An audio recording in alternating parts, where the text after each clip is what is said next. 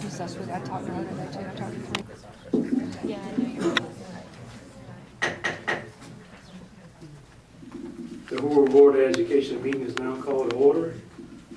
If you choose, please join me in prayer. Heavenly Father, thank you so much for another gracious day you've given us. As we prepare for a very important conversation today, I pray you give this board the wisdom and guidance to make the best possible decision for all our kids. I thank Dr. Murphy and her staff for all the hard work they put into this plan to make sure it's both inclusive and transparent. I thank for all the parents and community members that gave us feedback and buy-in.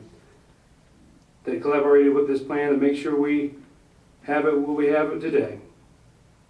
And second and lastly, God, I'd like to pray for the Cooper family, especially Christian Cooper as he is fighting through a challenging time in his life right now. You know, many times when we go through things, we begin to ask questions of why and how come. And I just don't understand. Now, I don't have the answers to these questions, but what I do know is that the Bible says in Proverbs 3:5-6, trust in the Lord your God with all your heart, lean not to your own understanding. We're leaning on you, God. We know you don't have just some power, but all power. I want to pray for Earl, his wife Kay, and Aaron, and the many, many family and friends that love Christian so dearly. Be with him, protect him. These are many blessings I ask in Christ's name we pray. Amen. Please stand for our pledge. Salute, pledge. I pledge allegiance to the flag of the United States of America and to the republic for which it stands, one nation, under God, indivisible, with liberty and justice for all. Thank you.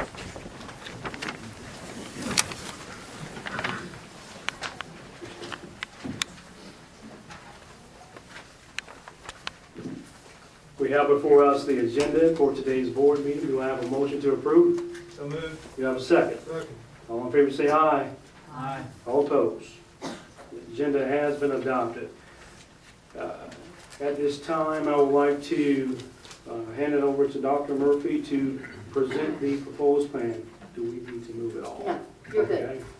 Thank you so much. Board members, I would like to recommend the revised proposed rezoning plan for your consideration and for your vote this evening. We held 5 meetings in the fall, as you're aware, and gave our community an opportunity to understand our reasons for rezoning and also for us to hear from our community. In December and in January, we met with the Department of Justice and the Legal Defense Fund, and we drafted conceptual maps that we were able to agree to, at least in concept, with the Department of Justice and Legal Defense Fund. In February, we held 6 additional community meetings. During one of those meetings, we presented the proposed plan, and then we held 5 meetings in addition to that to hear concerns from our community.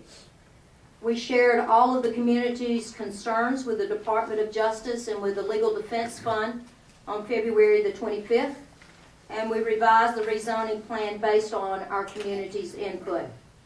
We held a conference call on March the 3rd with the Department of Justice and Legal Defense Fund, and we reached consensus on the proposed rezoning plan, which I present to you tonight. We've engaged our principals, we've engaged our faculty and staff, we've engaged the HPTC, and we even held an additional meeting with a smaller group of parents, which we identified as a focus group. Those individuals were selected by principals. The initial rezoning plan was shared on February the 4th, as you may recall, at the Metropolitan Church of God. And the revised plan, which I share with you tonight, was made public this last week on March the 3rd. While we, the superintendent and the central office, shared all of our community's concerns and advocated for all communities, we could not find a remedy or solution to all the concerns that came to the table to us. To make changes in the initial rezoning plan, which we had shared with our public and then took their feedback and went back and integrated and advocated for our community, in order for us to make any changes in that plan, which we took out on February the 4th, we had to make sure that we reached consensus with the parties being the Department of Justice and Legal Defense Fund. And also, in order for us to make any changes in that plan, we had to have a corresponding opportunity to offset any impact that change might have had on the demographics and on the plan at large. I want you to be aware, as I think you already know, that this has been no simple task. There have been 3 parties at the table, again, Department of Justice, Legal Defense Fund, and our school district. We have, in great measure, looked at a number of factors and variables to include a focus on diversity, trying to make sure that we removed all vestiges of segregation by looking at our green factors, which we've spoken extensively to. We've tried to look at contiguous zones, community schools, walkability, utilization of our buildings and our campuses. We've tried to plan for growth potential. We've tried to study transportation. We've looked at traffic concerns. We tried to find a plan that had the least impact on our students. We gave thorough focus to academic and athletic excellence in our school district. We wanted this plan to have longevity, a shelf life. We studied demographics of the school district. We looked at free, reduced lunch students. We looked at special needs students. We wanted to maintain our high school feeder patterns. We've studied grandfathering. So this has been no simple task with lots of moving parts and pieces and lots of considerations for us. If we had chosen any one of these challenges in isolation, it would have created a different plan. If all we were concerned about was walkability, the plan would look differently, for example. But we were not just looking at one of those factors or variables. We were taking in consideration all of those, and in combination of looking at all those, I present to you the plan which allowed us to be cognizant of all those factors and most thoughtful and most thorough with all those factors. I remind us that we're a school district. And by that I mean that we're not planning for one school. Had we been planning for just one school, the plan would be different. We're planning for a school district, thus each school, each subdivision, and each street contributes to the whole. Given we were not planning for a single school or a single community, the plan that I present to you this evening is reflective of the whole of all of our schools. I realize that this plan does not meet the satisfaction of all in our community. And I do regret that there is no perfect plan. But I give you a plan which is substantive, with a transparent process that went along with it, is inclusive of much of the feedback that came from our community, and a plan which has been agreed upon by the Department of Justice and Legal Defense Fund. And I respectfully ask this evening that you approve the proposed rezoning plan which is before you. From the original plan which we took out to our public on February the 4th, there have been some major revisions, and those revisions are based on the feedback from our community, and I just want to point those out for you, if I may. The preserved neighborhood north of Alzire Road from Hurricane Branch to Heritage Park Drive, including Highland Cove townhomes, will return to Gwen Elementary Zone. 4 neighborhoods in the Brock's Gap Parkway area, Chestnut Ridge, North Ridge, Scott Creek, and Lake Trace, will return to the Trace Crossings Elementary Zone.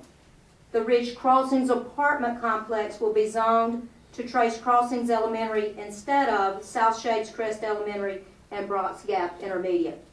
The Barrington on Green apartment complex and the Chase Lake neighborhood will return to the River Chase Elementary School. I again ask respectfully that you approve the plan which is on the table for rezoning the school district. Thank you.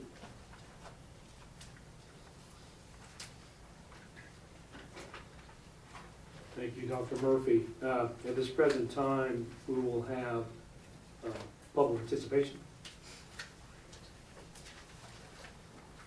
I was going to say, yeah, go ahead. I apologize. That's right. Mr. Sweeney said I outlined the protocol. Sorry. And Mr. Murphy, I'm so appreciative of you remembering Earl Cooper and Kay and Christian, and I hope all of us join tonight and for the weeks and months to come, just as you encouraged us to keep them in our prayers as they struggle through that tragedy. The plan, Will you pull the microphone to the close to you?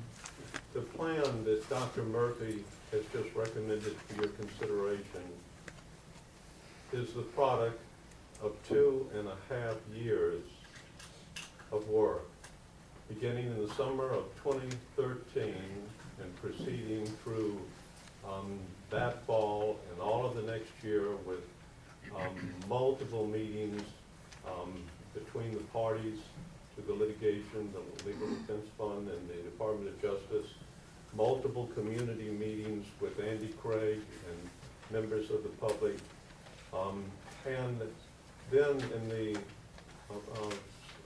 early January of 2015, we made 2 pledges. First, we pledged to the court that we would be able to present a plan for student rezoning for the 2016-2017 school year. We indicated to the court and to the parties that we asked their indulgence to wait until we had employed a new superintendent. Andy Craig had told us in December that he was retiring or was resigning to go with the State Department, and we knew it was a critical matter to have the leadership of a new superintendent to go forward with that process. We indicated to the court and the parties that notwithstanding the employment of Kathy Murphy, effective June 1, that we would be able to meet our commitment to the court and the parties to have a plan that we could recommend for the 2016-2017 school year. Well, we made that commitment to the parties and to the court. We also made a commitment to Dr. Kathy Murphy, and that commitment to her was do the best you can.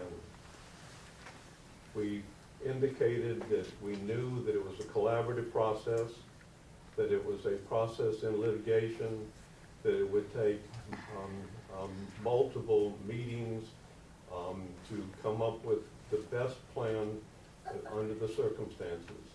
And Dr. Murphy, I want to thank you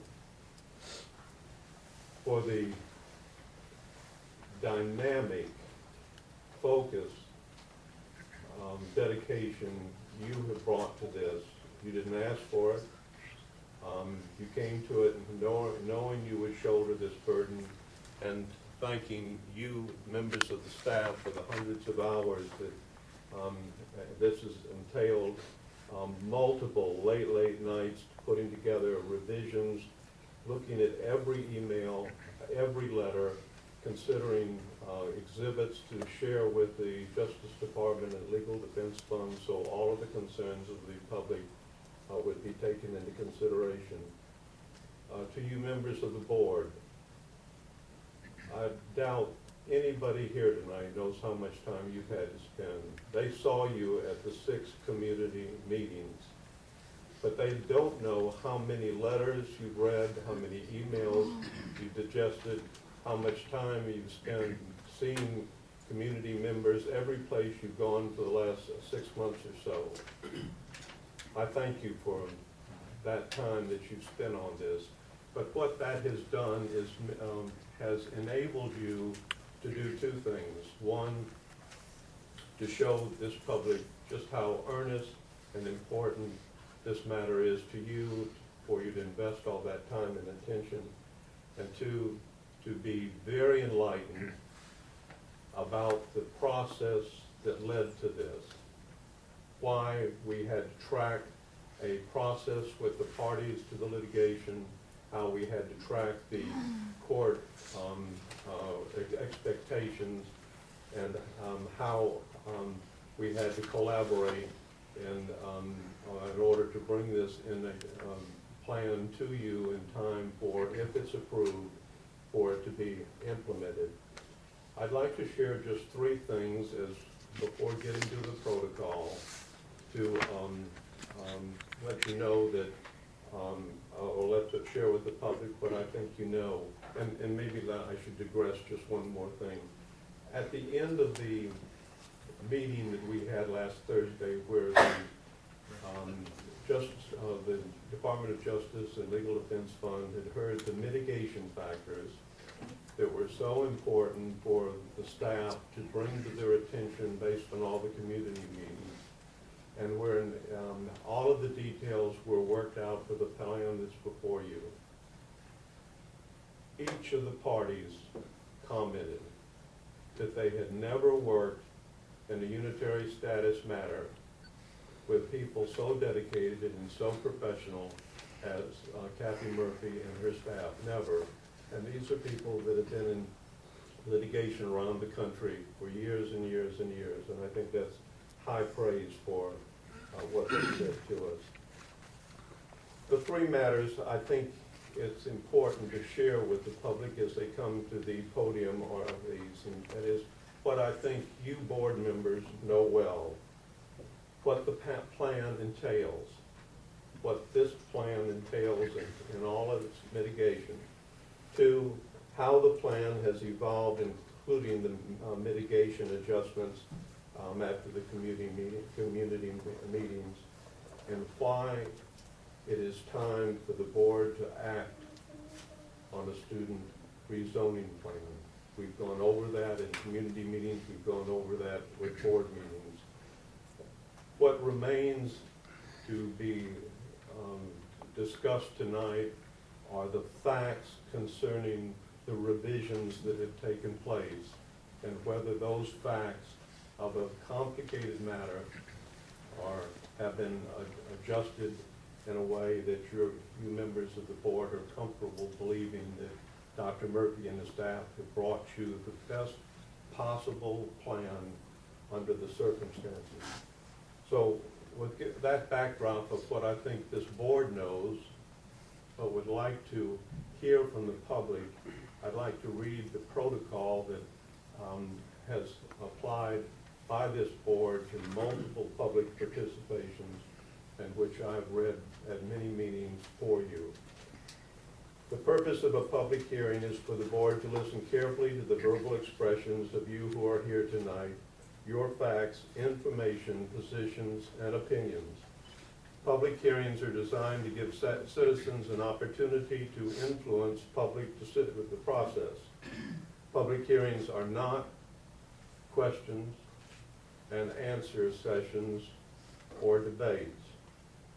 We ask the public to make statements and to share their views. All speakers will address the board from the podium, stating their name, their address, and their capacity. And we ask, because of the number of people here tonight, that if they can confine their remarks to 3 minutes or so, that would be most appropriate. And to please avoid repetition. If the point or points you want to make have been stated, state that you are in accord with the speaker who has previously spoken. Mr. Murphy, with that protocol in mind, I think we're prepared to go forward. Thank you so much.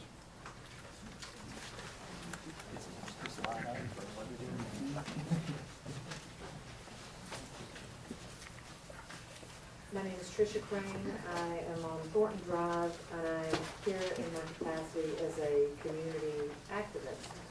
I appreciate the opportunity to once again address the board, and I know there will be probably one more final time in the courtroom, but I wanted to be on the record to say that, you know, I've been around here for a long time. The rezoning from 2004, where we picked up kids in apartment complexes and scattered them about, redistributing them. I will tell you, I am satisfied to see us pull kids back to their own communities and not treat whole groups of kids as some group that can be dispersed in the name of racial diversity. And with that, as I stood here in 2004 and many times since, I plead with you to ensure that the resources that are needed at the schools, whether that means additional resources for kids in poverty or additional resources for kids with special needs, or additional resources for counselors because kids are going to be sad to leave teachers. Whatever that means, please put it into place. I was made a lot of promises in 2004 that that would happen. People sitting in your seat, and it didn't happen. And so I'm going to stick really close with you along the way and make sure that that happens this time. It has to happen. It didn't work 12 years ago when we just sent kids on their way. So whatever plans you're making, I hope that they're going to be filed with the court in the final court papers to see a new Title I, Part A plan, to see the plan for our social workers going to be put in schools, because we are going to, our schools are going to look more like our communities that live near them. And as a person who lives literally next door to Green Valley, I pledge, and I hope that I can rally my community who no longer have kids in schools to please make sure that we know what Green Valley needs and we know we're supporting our kids. So with that, I say thank you for your time. This has been an excruciating process for all of us, and good luck. Thank you. Thank you, Trent Hauser, live in Highland Crest, and a parent of 2 Gwynn students and one Simmons student. I'm here tonight to request that you deny the revised proposed plan for several reasons. The first being, I'm concerned about that the Simmons Middle School and those feeder elementary schools, the central part of town, are being disparately impacted by the number of poverty students that are going into those schools.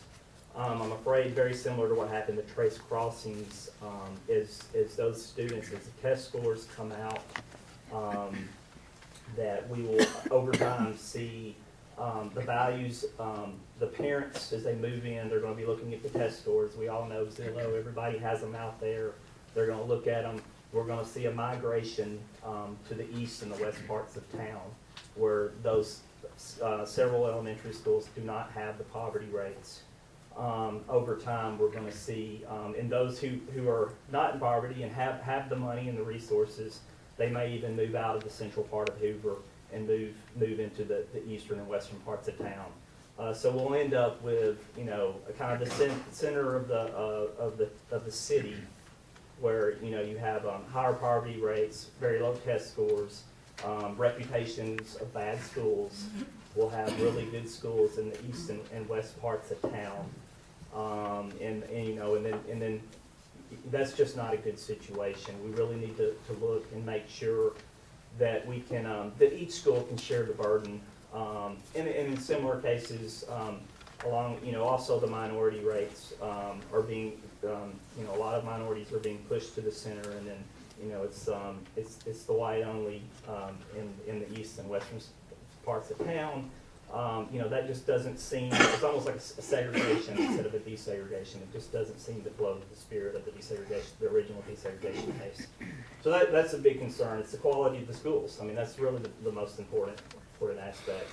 The second reason I'd like you to deny it is a little more personal. Highland Crest, Pinewood, as you can look at the map very clearly, we're right in the center of the Gwynn zone, but for some reason we're being pulled out, enclaved to another school. You know, Gwynn is our community school. That's where we've, you know, that's where the entire neighborhood is always gone. It's the closest school. It does, you know, if the preserve goes to Gwynn, I'm not for sure why Highland Crest, who, I mean, literally is, you know, 50 feet from my driveway, you know, they're going to Gwynn, but I'm not. Doesn't make a lot of sense. And like you said, look at the map. Look where we are. It just doesn't make sense. It's not a contiguous zone when you pull us out. It's, you know, it's not a contiguous zone if you don't include the mall, the Galleria Mall. Nobody lives in the Galleria Mall that I'm aware of, so it's not really a contiguous zone anyway. So, and then two, the Pinewood and the Highland Crest, in a very unusual situation, they're one of the few neighborhoods that will go to Trace Crossings, but then have to turn around and go back to Simmons. So they're going to be, you know, displaced from their friends, going to a different elementary school, and then they're going to be displaced again going back to Simmons, when most of their Trace Crossings students will be going to Bumpus. So, you know, that's a very odd situation, and I think the values, I guess the livability of those neighborhoods or the values of their homes are really going to be impacted, because that's one of the few neighborhoods that really occurs in the entire district. The third reason I like to deny is I don't think the grandfathering is doesn't meet all the needs. I think younger siblings should also be grandfathered with older siblings. You know, we don't need you know, parents having to commute back and forth to multiple elementary schools. Particularly in my situation, my oldest will not be able to ride the bus. My youngest will be on the bus, but who's going to be home with when that 7-year-old gets off the bus, because she's going to be stuck in carpool. My wife will be stuck in carpool. So, you know, all the siblings should go to the same school. I'd also recommend that all children with IEPs should be grandfathered into their existing school. There's a lot that goes into building relationships that don't change it. You know, the educational support in these schools are excellent. But that's a relationship that's between the parent, between the educational support, and the child that needs to be maintained as much as possible. My last comment is I know this year, we really want to do this year, and nobody wants to go through the pain again, but as I mentioned in one of the community meetings, I really do think that there'll be change in city leadership, and there may be a lot more funding available. We may be able to come up with a better solution when we know that those additional funds are available. So thank you for your time and consideration. Thanks. Thank you.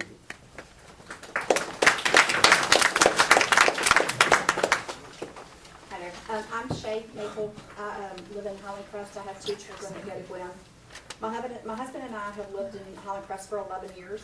Highland Crest is one of the older subdivisions and has no room for growth. We moved to Highland Crest to go to Gwen. About 3 years ago, we decided to move, and we looked everywhere. And we decided that we wanted to stay in Highland Crest, so we moved across the street. So one, our children did not have to go to another school. They have been with the students, they've been with the teachers. And second reason is that they are so dedicated to helping the children. And I understand there's other teachers at other classes there in other schools are the same way. But my child has celiac disease. They have gone above and beyond to help me with her diet plan and to make sure she is able to feel like other children. The lunchroom managers, everybody has just done anything they can to help me. And I do not feel that I would get that from another school.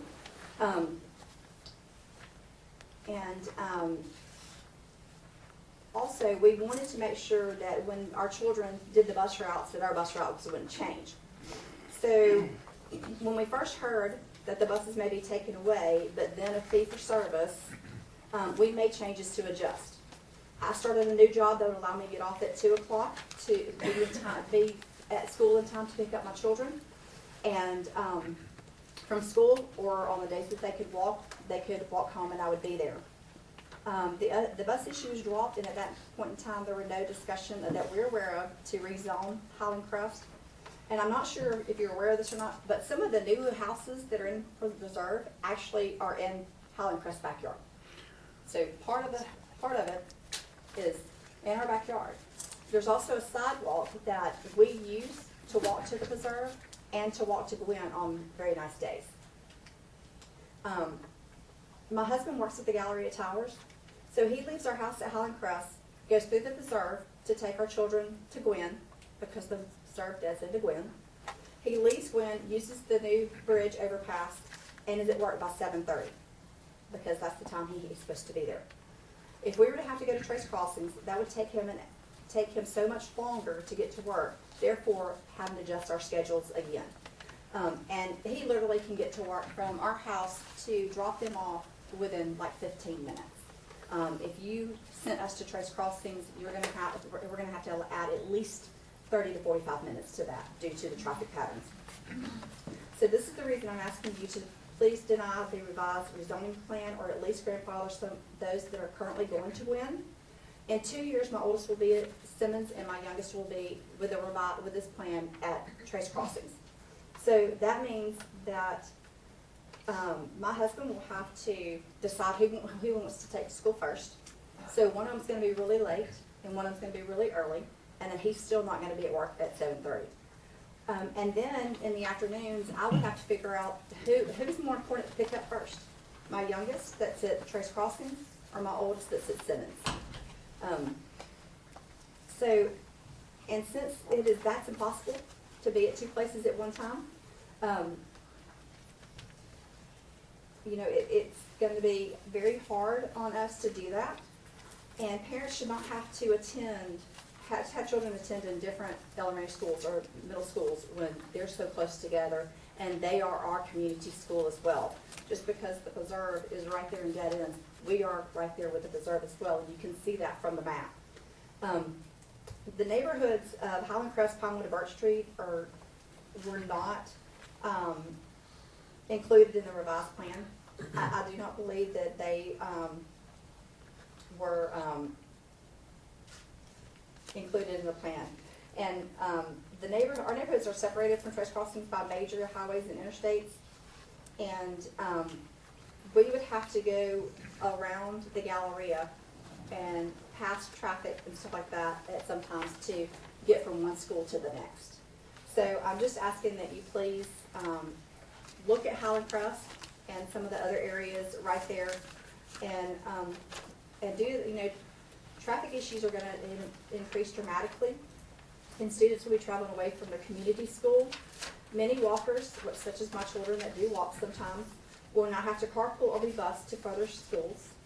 And affected when students will have to cross busy intersections of Highway 150 and travel on already congested roadways. Other students will have to drive through displaced neighborhoods to attend Gwen, and new students to Gwen and Trace Crossings will have to travel around the Galleria as well. And as Trent said earlier, when you have children and you're looking to buy a house in a great subdivision, and you're not going to want to go to a school district where you're going to go to Gwen here, Trace Crossings here, but yet you're going to go to Simmons, and then you're going to go back to this, and you're being displaced. That will be my child moving from Gwen to Trace Crossings back to Simmons. That's 3 changes, in 2 years, and I don't think that that's fair. So if you can, please grandfather my child in and her sibling, I would greatly appreciate it.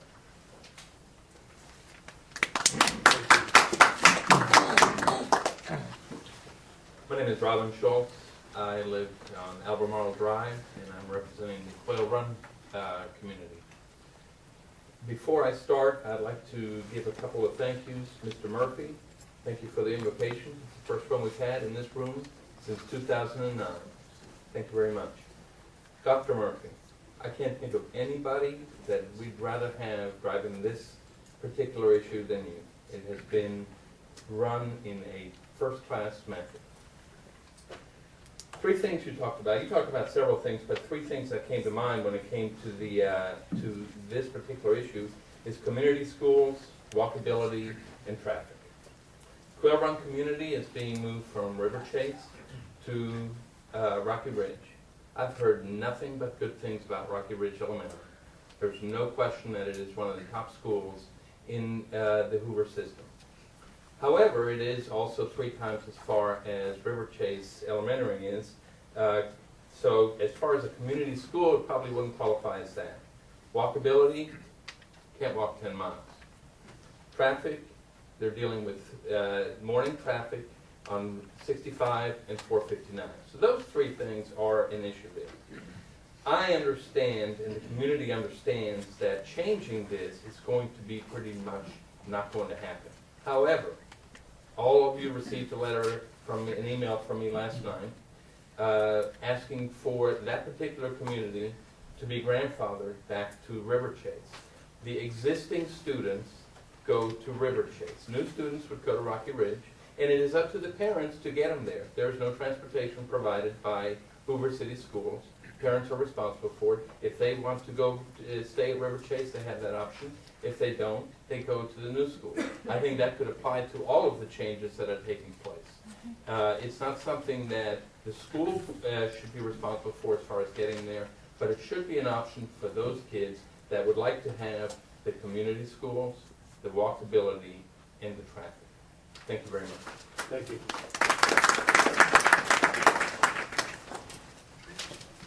Good evening.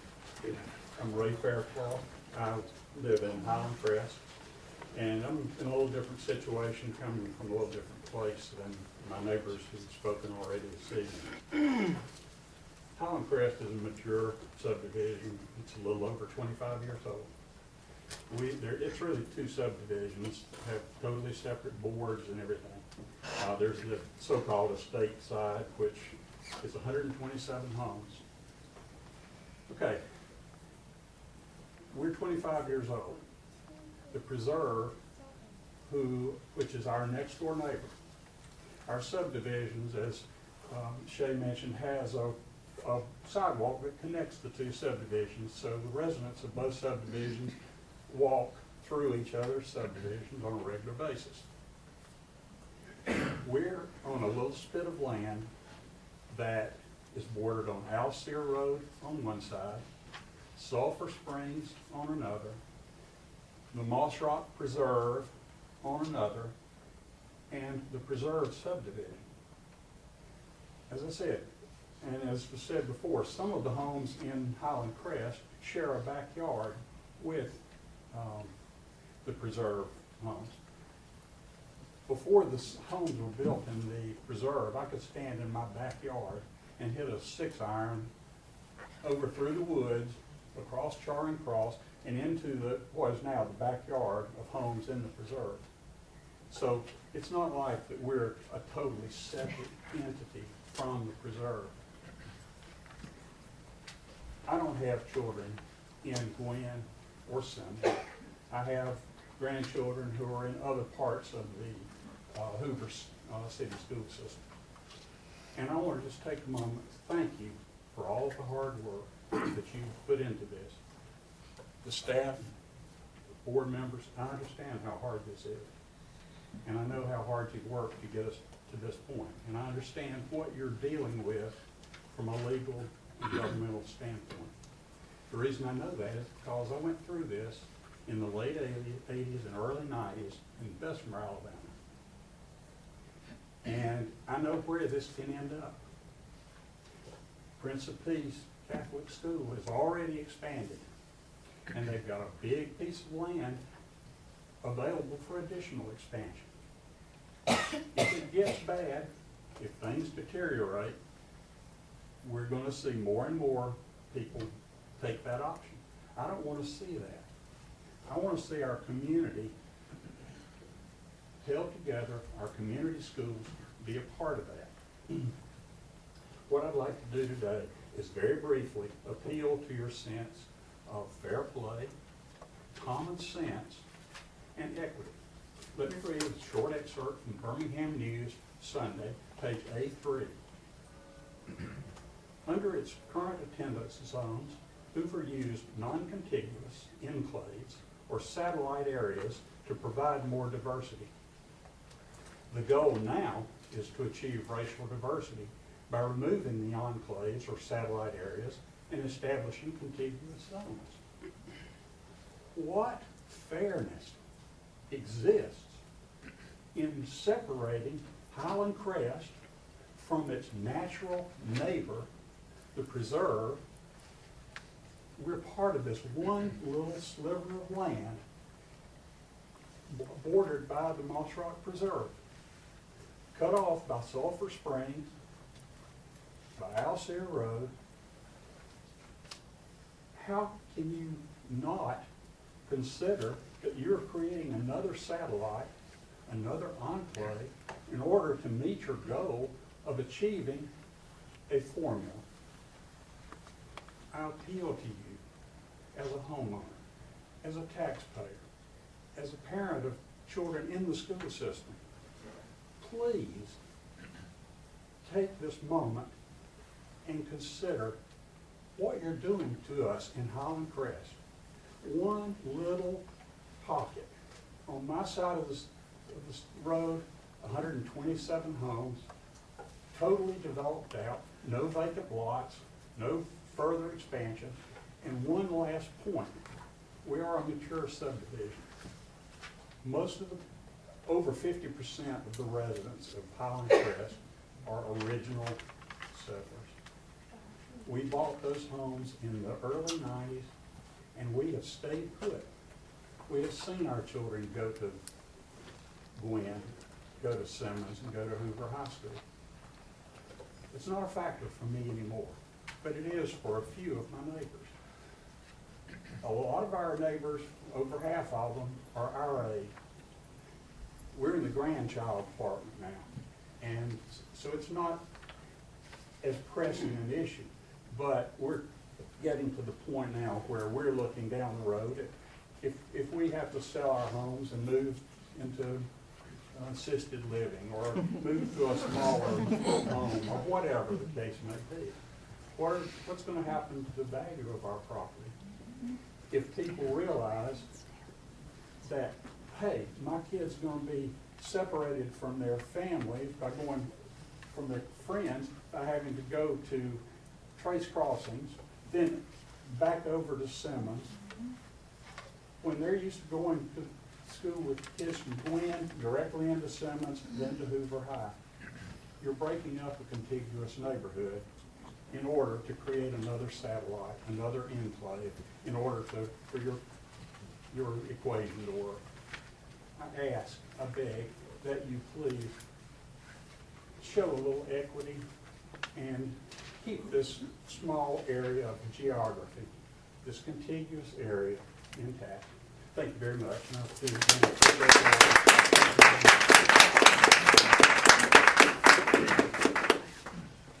My name is Dr. Edward Druschitz. I'm a resident of O'Neill Drive, and I'm here talking about Bluff Park. First, I just want to echo the last man's statement about the enclaves and the contiguous neighborhoods. We're moving 2 streets out of Bluff Park that are only between 0.9 and 1.1 miles away from the elementary school. And we're not moving to the second closest school. We're not moving to the third closest school. We're moving to the 4th closest, which is Green Valley. We have 2 neighbors. One moved 3 blocks from his old house so that they could have a larger house. They moved from being zoned in Bluff Park to O'Neill Drive, and they're no longer able to send their kids to that school. Another one spent the last 10 years helping them build the outdoor classrooms at Bluff Park, has been heavily involved in Girl Scouts, and now they're being rezoned. So she feels like we're having a loss of community schools. Bluff Park is an area of little to no growth that is currently not full and has space available. The largest class at Bluff Park is currently the 4th grade, which would be grandfathered, and the smallest is the 1st grade, which would have most of it moved. 30 kids are being rezoned and spread over 6 grades. These kids will be transferred to 2 different schools. Only 1 1st grader will be moved to Gwen, and only 2 2nd graders will be moved to Green Valley. It's just shocking to us. You know, we bought this house a year and a half ago because of the schools, and I looked at a lot of different places, and we loved Hoover, we loved the Bluff Park neighborhood, we loved the idea of being able to drive our child to school every day. It fit the patterns, and now we're being moved to, like I said, not the 2nd or even the 3rd closest, but the 4th. And it's making it a little enclave of its own, if you will, where we're connected to this neighborhood, but now our kids aren't going to be going to school with the neighbor whose house I can see in my backyard. And I just wish that you'd reconsider this piece of it. Thank you.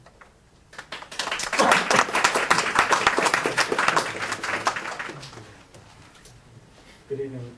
My name is Chris Monty. I live in Preserve, and I have 2 children that attend Gwen.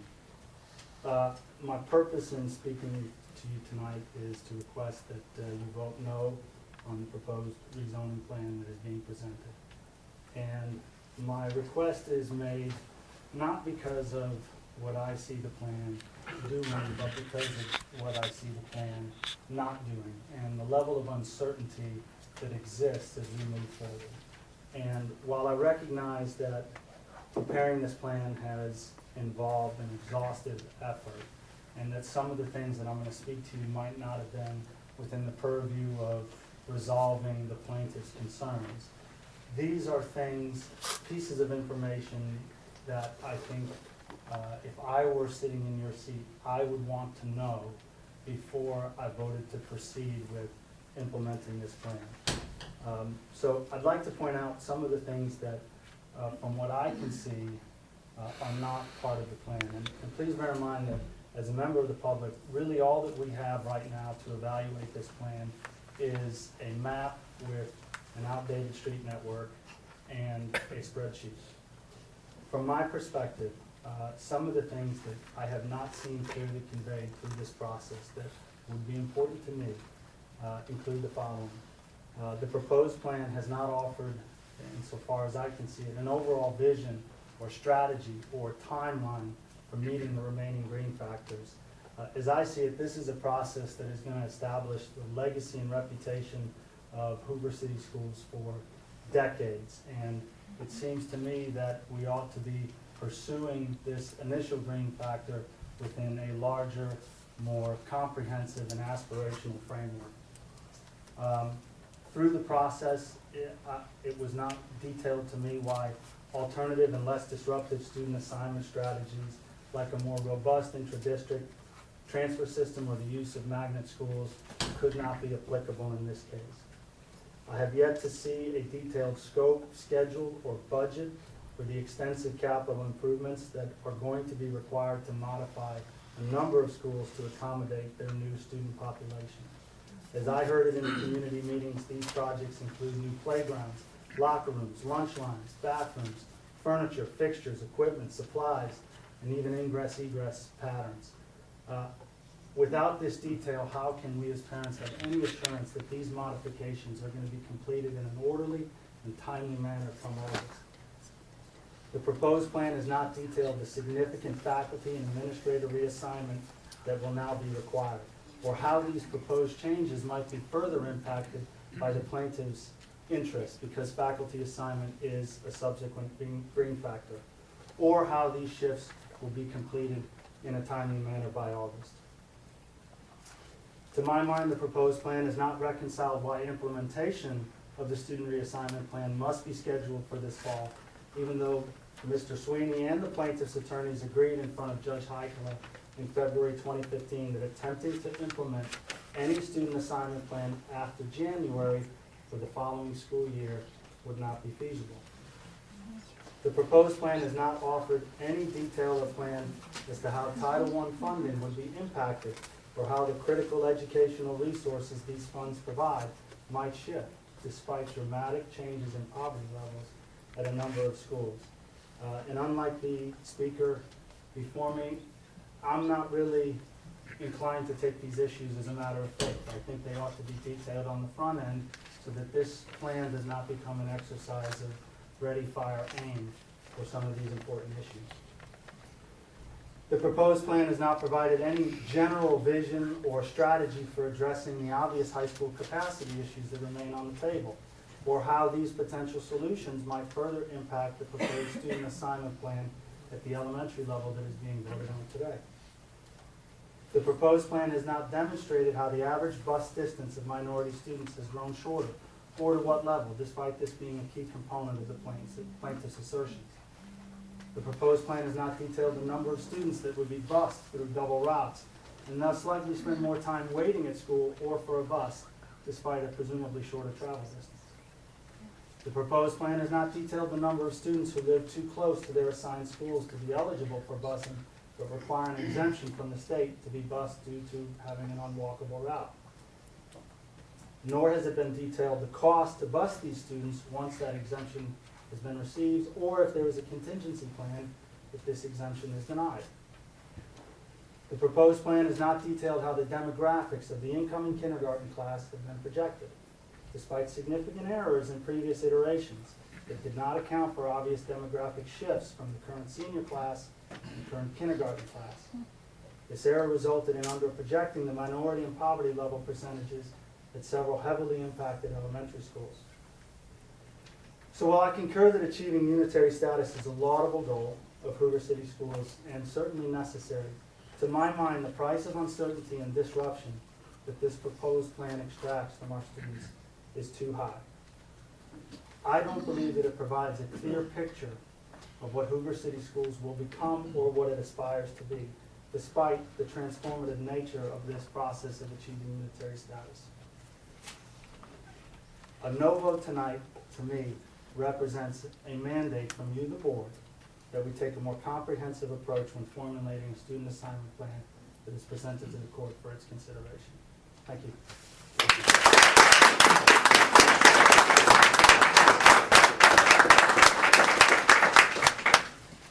Good evening, I'm Linda Hobbit. I have 2 children at Bluff Park and a freshman at Hoover High School, and I'd like to second what Mr. Monty just said. I don't think this plan has given us enough information, specifically the poverty levels at the schools. And I have just a statement to say is that in several meetings that I've attended, we were told there was no plan. Mr. Sweeney just stood up here and said this was a product of 2.5 years of work. So maybe plan is a play on words, I'm not real sure. But clearly there was something going on when we weren't even told that there was, rezoning was tabled, I believe, some of y'all may remember more.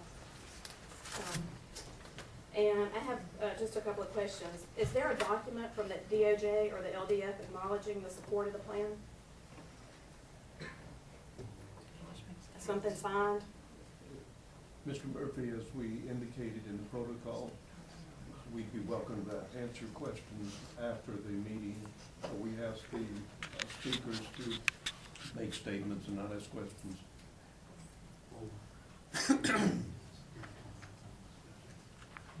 Yeah, what we'll do is, we'll write down the questions, and when it's time for the board. I did. I emailed y'all this afternoon, Yeah, so well, y'all probably didn't have time to get to it.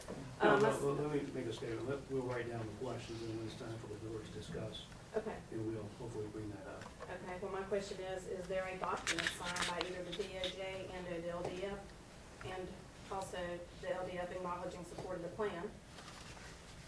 And secondly, today I found a motion of appearance from Kelly D. Gardner, who is with the U.S. Department of Justice Civil Rights Division, the Educational Opportunities Section. She filed a motion of appearance in the case. Is that just ordinary operating procedure for the DOJ? Does anyone, make sure I write it down. She's a trial attorney. She was involved in the Huntsville case, so just had a question about that. What was her name? Kelly D. Gardner. She's with the DOJ Civil Rights Division, the Educational Opportunities Section. She filed a notice of appearance in the Stout versus Jeffco. And those are my questions. Thank you.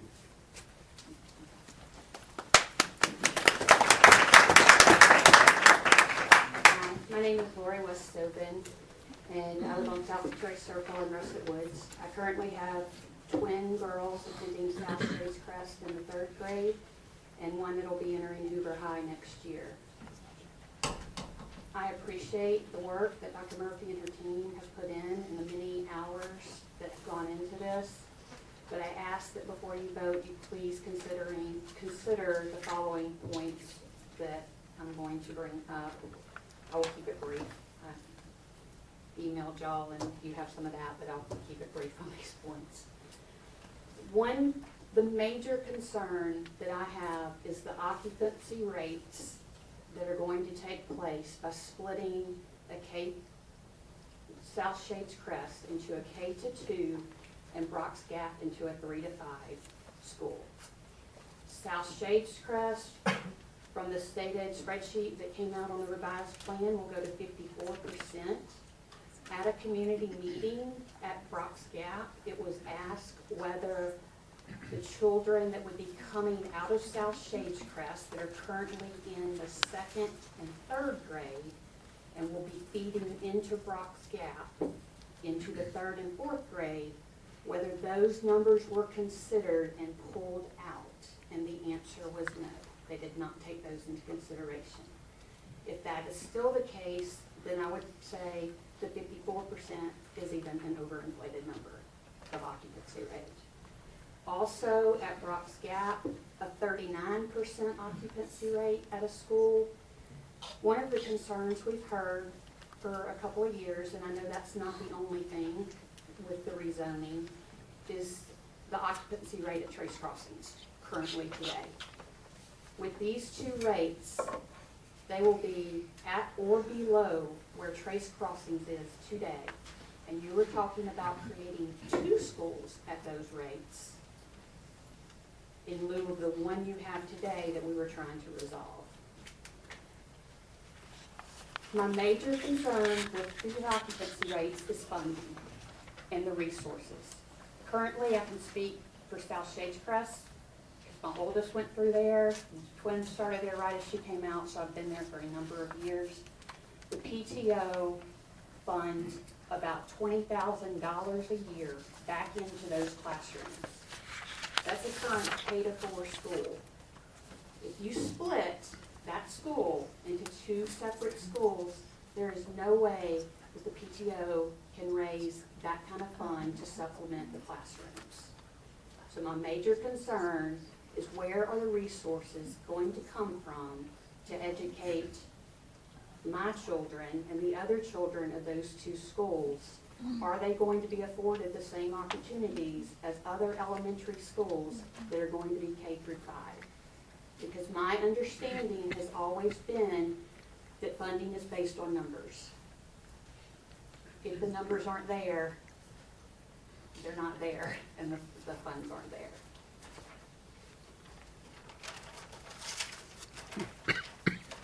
All due respect to Dr. Murphy, I heard a quote that you would hope the community saw that y'all were thoughtful and careful, and I do think that y'all tried to do that, but in this situation, with splitting that elementary school into 2 at those occupancy rates, at the meetings it was asked where would growth come from, because that's why it was proposed to do this split. Like Wilborn was mentioned, which is I think years away, but it has been rezoned back to Trace. I don't know where the growth is coming from.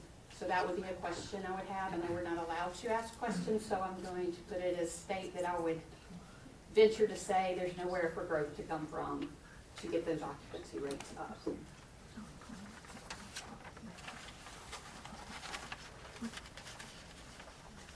I think that pretty much sums up the major concern, because as I said, it is resources, funding, and these kids getting the same education and resources that other kids in the system will have.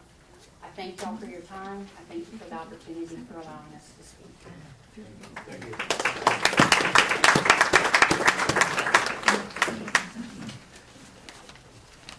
Good evening.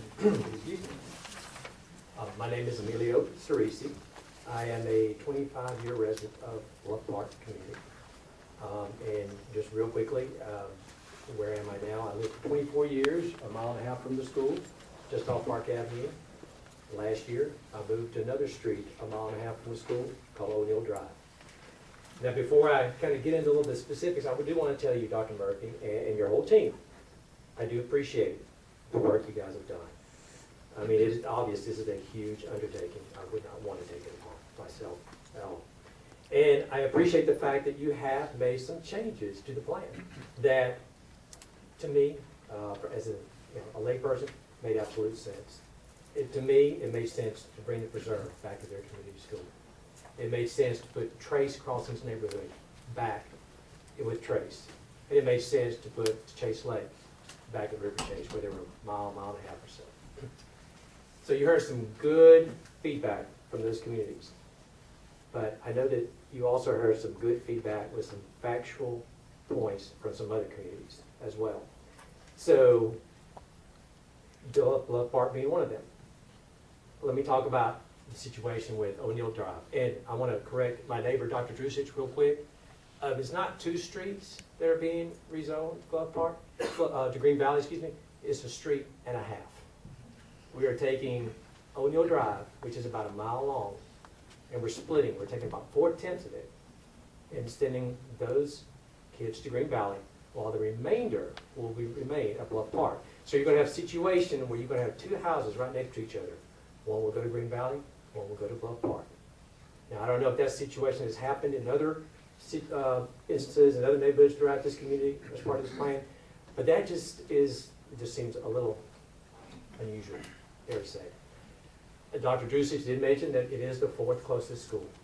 We're about a mile and a half, a mile or so from Bluff Park. Green Valley, even going through the shortcuts, that being a 25-year resident of Bluff Park, that I know takes about 3 miles, and it takes about at least twice the time to get there. So, distance issues. There is also the fact that we talked about, if it's a street and a half, we're talking about 16 children, which I can validate. They're not estimates, they're not assumptions. There's 16 kids on these two streets, street and a half, that are being rezoned to Green Valley. Now, I'll quickly mention that on the other side of Bluff Park, we have the neighborhoods of Stonebrook and Prescott. They have 11 kids that are going to Gwynn. So all of our Bluff Park kids are not going together. They're going to 2 different schools in real small clumps. But I'm going to speak just about O'Neill and Page real quick, because I know there are other folks here from other communities. The 16 children from O'Neill and Page will make less than a 1% impact on Green Valley with any of the demographic factors that have been used to measure whatever it is we want to measure, be it poverty level, be it black, be it white. It is less than 1%. I think I've shared that information. I know, Dr. Dawson, I think I shared that with you. I may have shared that with y'all as well.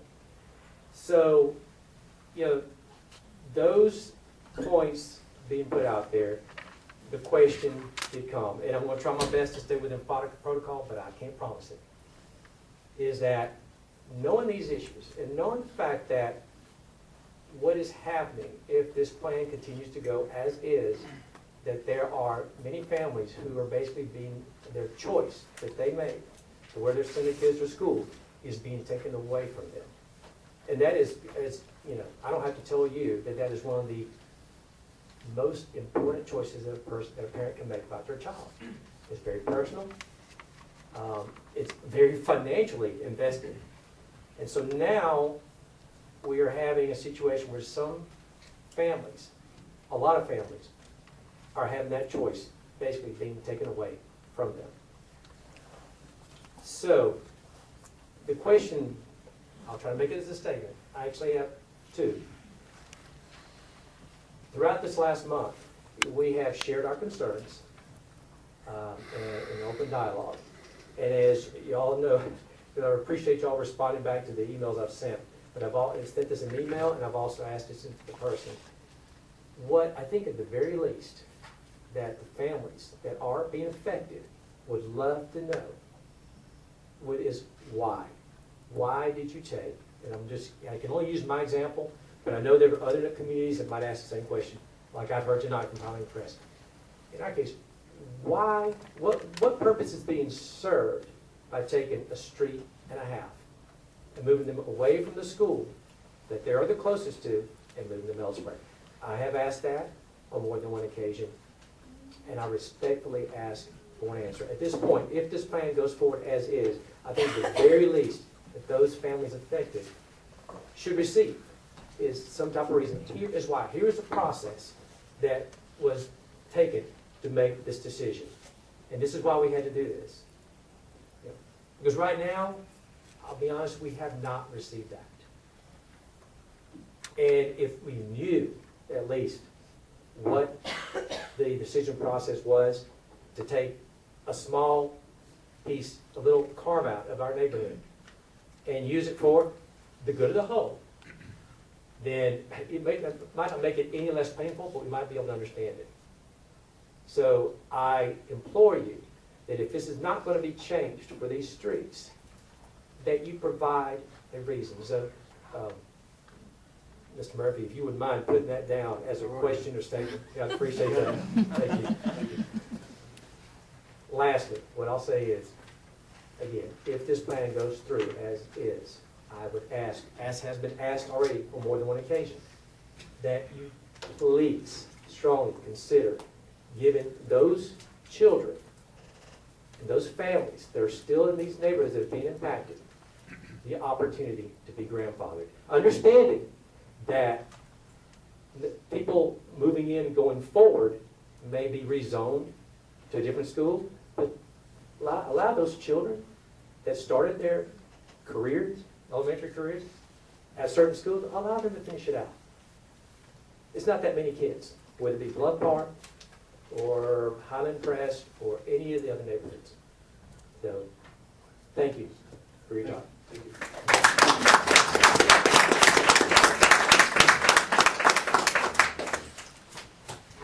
Hello, my name's Beth Blanchard. I'm a parent that lives on O'Mill Drive, and I'm not going to beat a dead horse about how I'd like my child to stay at Bluff Park, but I do have concerns about being rezoned to Green Valley and the quality of education that my child will receive there. I know quality of education is a green factor, and it's not just test scores. I'm hearing things that, you know, they don't get the same field trips, and they're just not doing the same activities. And to me, that's part of the quality of education. It's not just reading, math, and test scores. I also think because so many things are not laid out and explained or thought out yet with the, you know, what resources are going to be available, even if you approve the plan as it is, I wish you would wait until next year to implement it, the 17-18 school year.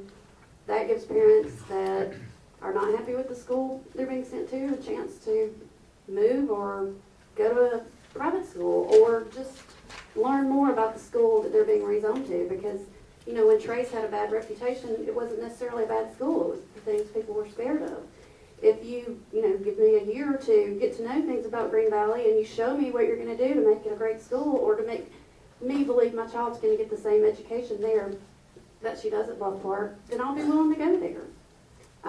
It's just the rush, the 3-month time frame. It's just, I don't feel like it's acceptable. So, thank you.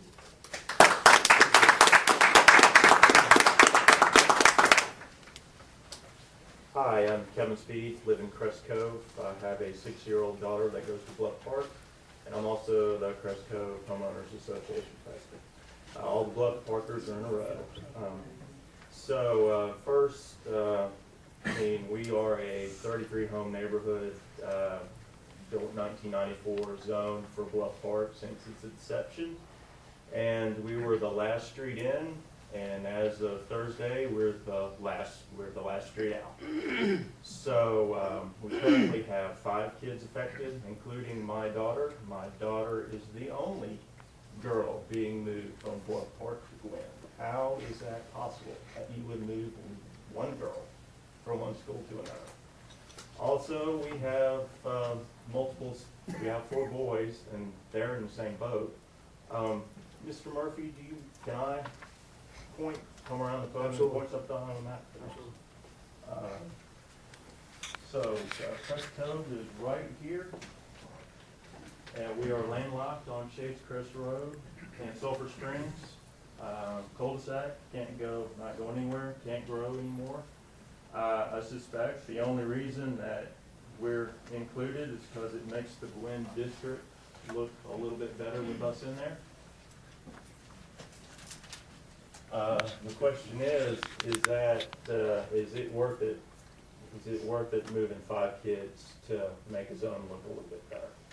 Is it necessary for unitary status to move one girl from Bluff Park to Gwen, my child? Is it necessary to move those 4 kids, those 4 boys, from Bluff Park to Gwen to obtain unitary status?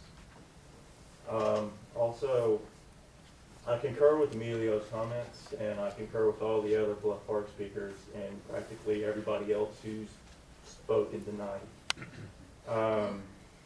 When this plan was announced, we took our daughter by Gwen and we let her play on the playground, and just so that she could see the school and she would know and she would know what it would sort of be like. And then that night after bath time, she asked me, she goes, "Daddy, am I gonna have any friends at this new school?" And I was like, "Well, sweetie, you're gonna have plenty of friends at this new school."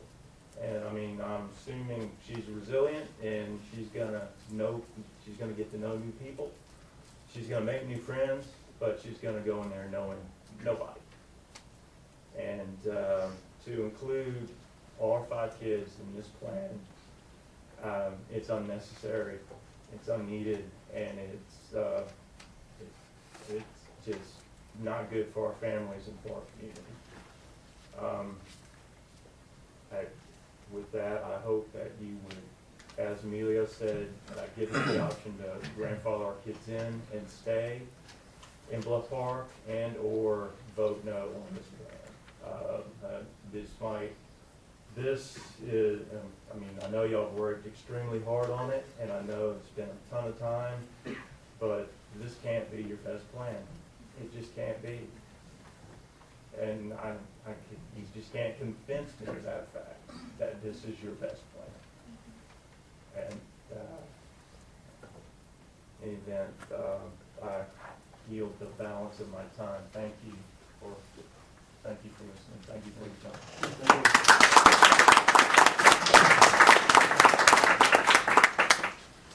Hey, I'm Katrina Pyron. I live in Highland Crest, and as a lot of my neighbors have already mentioned, we are going to be basically the only neighborhood that is, I don't know directions, but maybe that's north of Alcell Road, that is going to be zoned to trace.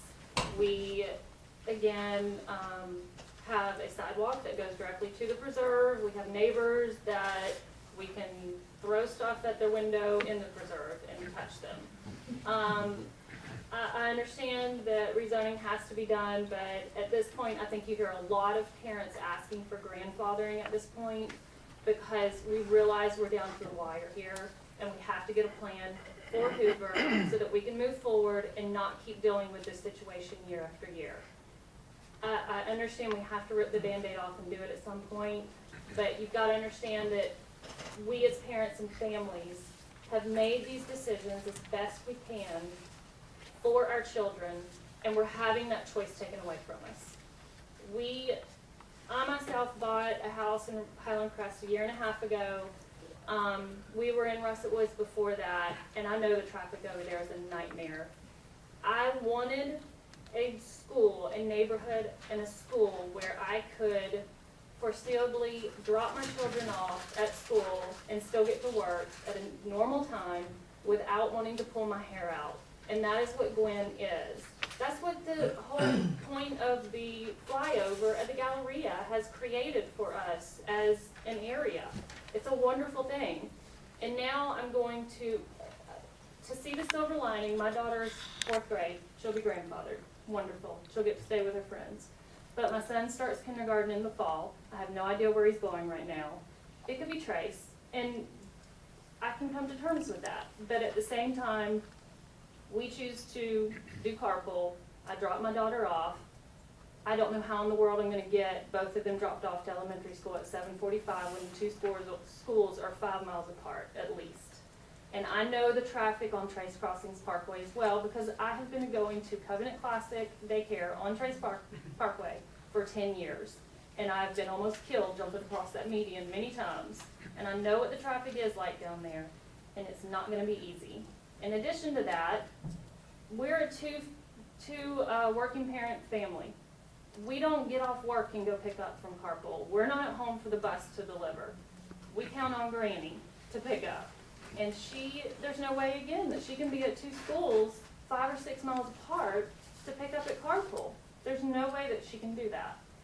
So what are we to do? Look at after school care? Okay, that's an option. So we're going to pay for it for 15 minutes for her to get over there and pick the other child up.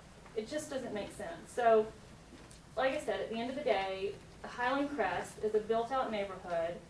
We're not building anymore. There's no more room.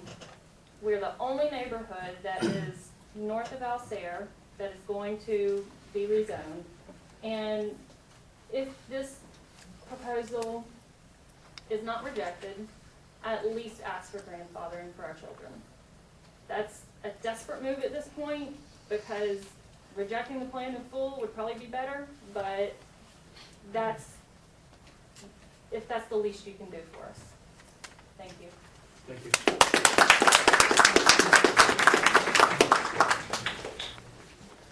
Good evening. My name is Anthony Ritchie. I live on Page Drive, Bluff Park community. I have a third grader at Bluff Park Elementary School. She would be rezoned to Green Valley. As a parent of a Hoover school student, I definitely oppose the rezoning. I ask you guys to vote no tonight. To echo what Emilio said and a couple others, my fundamental opposition is that the choice is being taken away to where kids go to school. This is the choice we made when we moved into houses on the streets that we moved in. I think one of the most important choices a parent can make is deciding how we educate our children.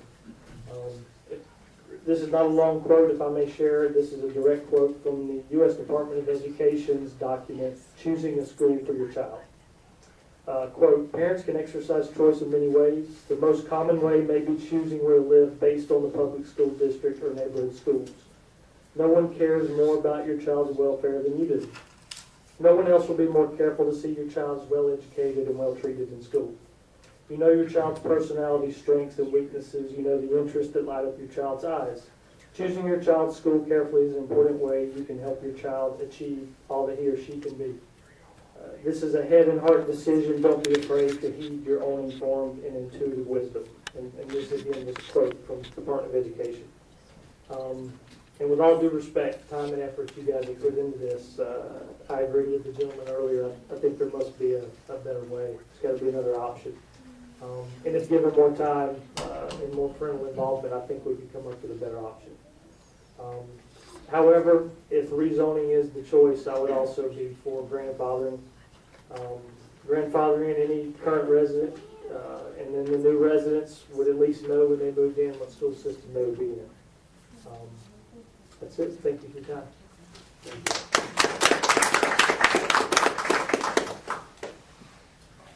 Hi there, I'm Katie Holland, and I was not planning on speaking tonight, but I do have one quick comment. I'm from South Shades Press.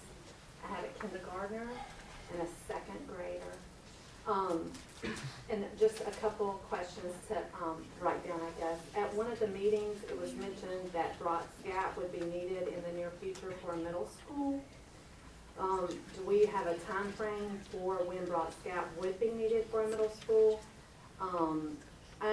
Let me go on record saying I am willing to put in 1,000% to make this plan work. But I am concerned that before my kindergartner finishes 5th grade, that we're going to be back in this boat again.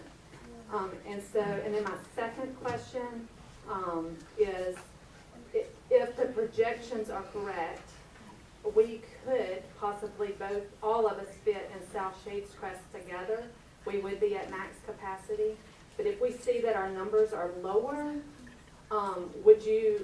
are we considering closing Brock's Gap and keeping us all together at South Shades Crest? And if so, would we do that in the following year? So my second, potentially third grader would move to Brock's Gap. We figure out we're not full enough. So are we going to, at that point, make the decision to close one of the schools? So those are just my two statements. And again, I will do whatever y'all need me to do to make these schools work. But those are just my two concerns. Thank you.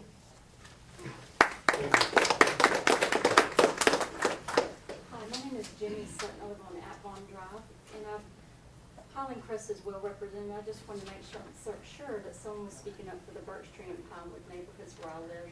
My house was built in 1972, so I'm guessing that my neighborhood has been zoned for wind for about 40 years, and it's very disheartening to have people drive past us to go to wind when we're being rezoned across 150 over there to Trace Crossing. So we ask that you vote no on this plan as well. Can you tell me your last name again? Sutton, S-U-T-T-O-N. Thank you. Carry on. My name's Kurt Posey. I'm Bluff Park Parent. I just want to ask one thing, not so much as all of that. these questions that have been asked of you tonight, will you answer them tonight? Like just right after we get done here, will you answer those questions? Yeah, I have them listed down. Okay, and the reason I asked that is that one of the things, the ones that Linda asked are very important, in that, you know, I've been in this from the beginning, read a lot of court documents, asked you a lot of questions about court documents, if you remember. I really want to know that we have something signed by these folks. It's not that I don't trust you guys or don't trust them, y'all know that. I just want an assurance, because this is a big deal. What we're doing is a big deal. We're affecting a lot of people that live in this city.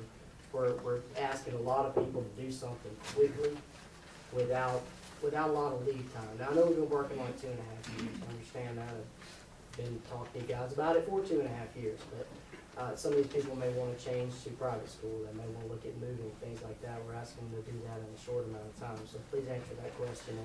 And about the attorney that was added, she was on the trial in Huntsville and questioned them for quite a while. I'm sure y'all read that document. So that, again, there's another concern there, that just find out why she was added and what's going on with that. And that's all I want to do. Just want to make sure you guys were going to cover that. Thanks. Thank you. If it's no additional questions, I know David Faulkner is here. Is that correct, Fred Kelly?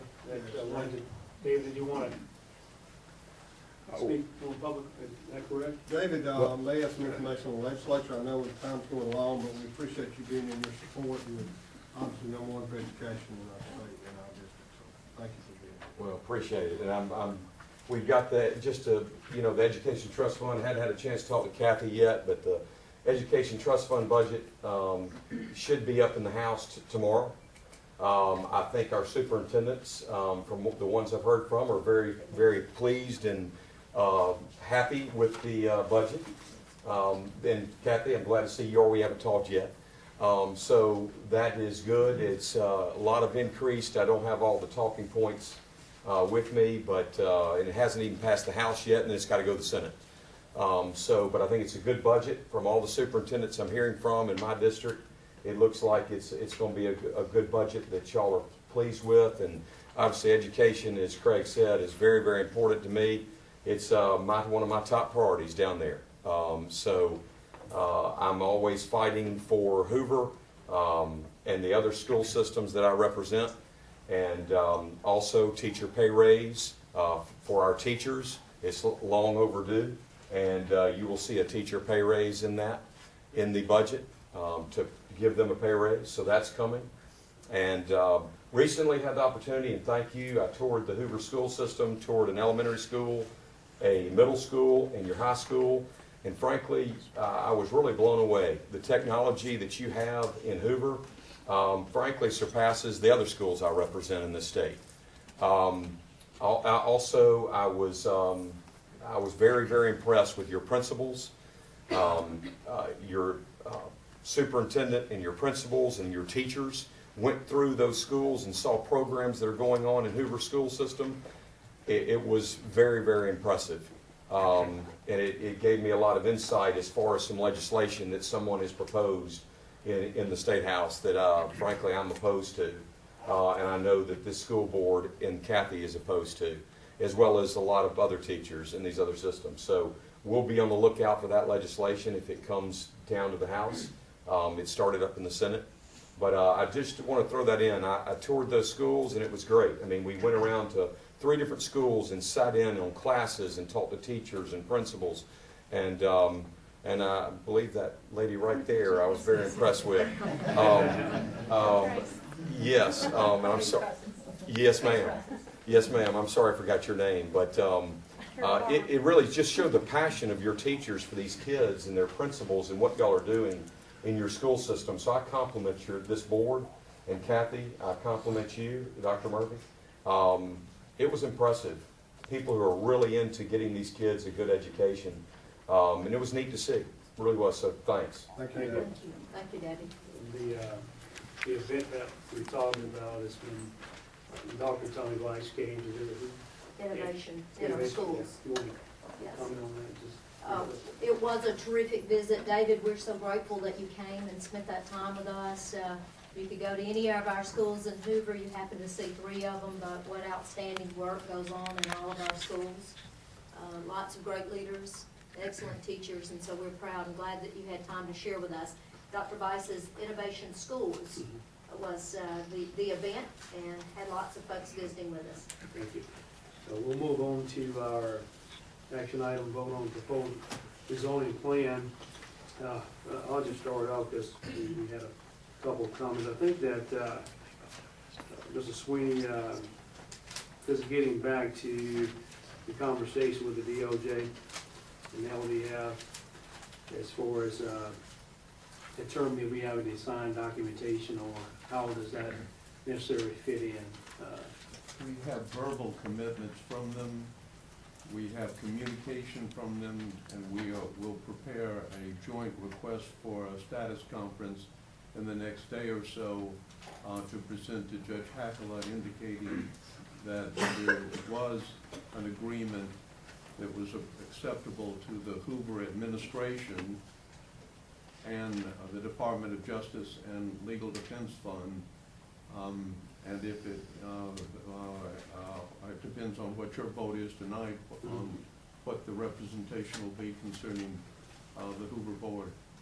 All right, so we're talking about, although something may not be signed, we do have language and correspondence between all parties talking about the current proposal. Any comment you want to have on Kelly Gardner, is that correct?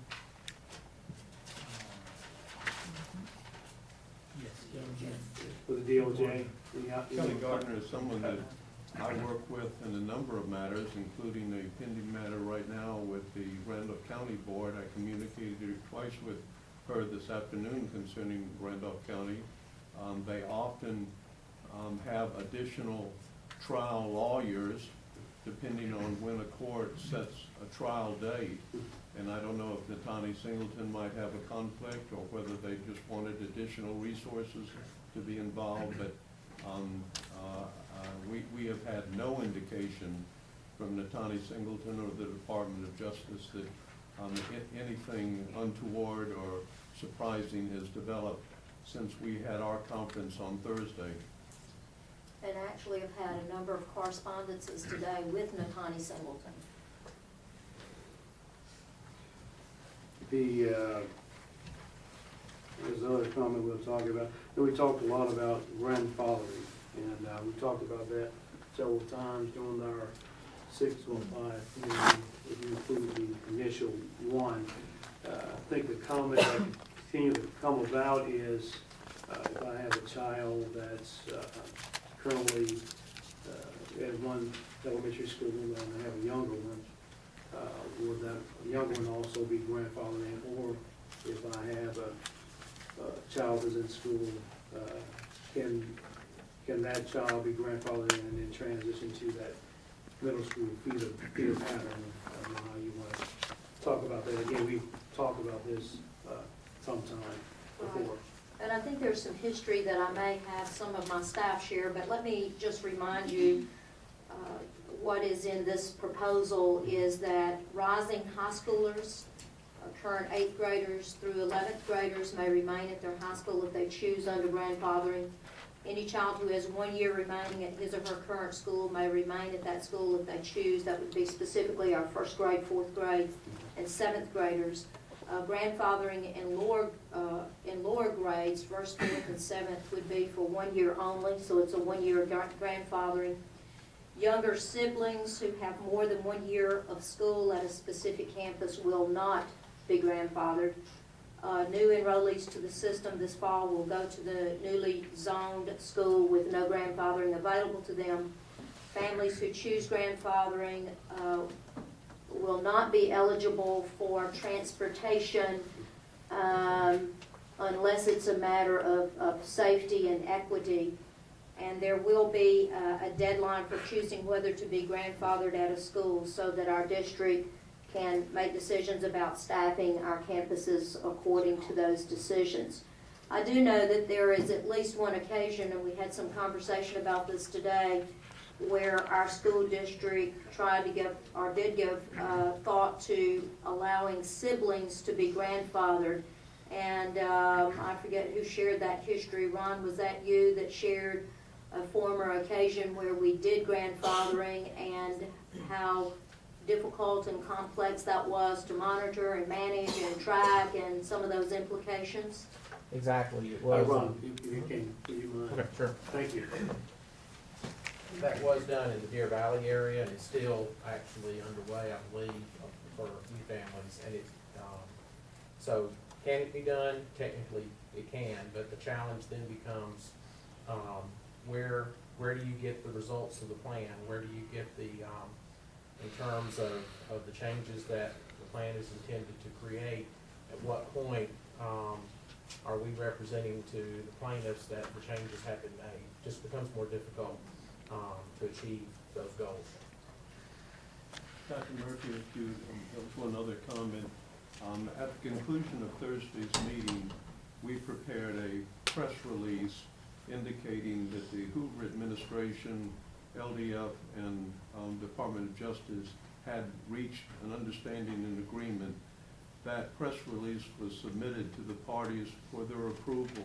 One change was made to add Judge Clemens' name, but they signed off that that press release was an accurate representation of the status of the matter. Thank you. Excuse me, do you entertain any questions from the floor in this process since it's a kind of an open environment? May we ask questions or respond in this process?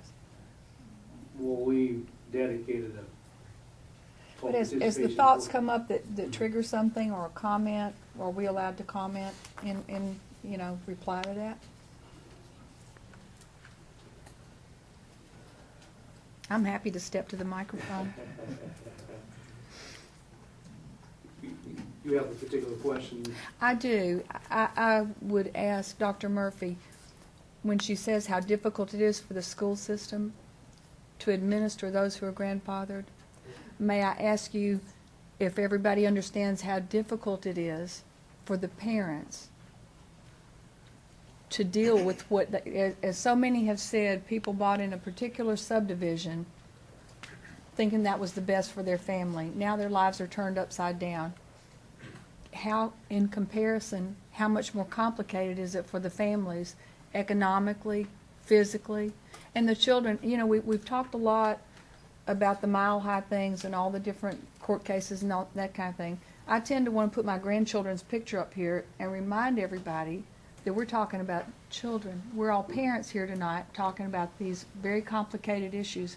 But at the heart of this, I have a granddaughter who thought that she was going to be in watching over carpool next year while her young brother came to the same school. She was brokenhearted herself as a child, hearing what was happening to her school system. She's a very intelligent 10-year-old.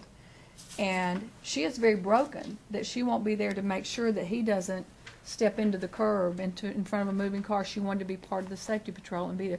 So the children are so immensely affected by this. And I think sometimes we lose our sensitivity toward how the children feel. And I don't know that anybody's interviewing the children and what's happening to them as a result of all this.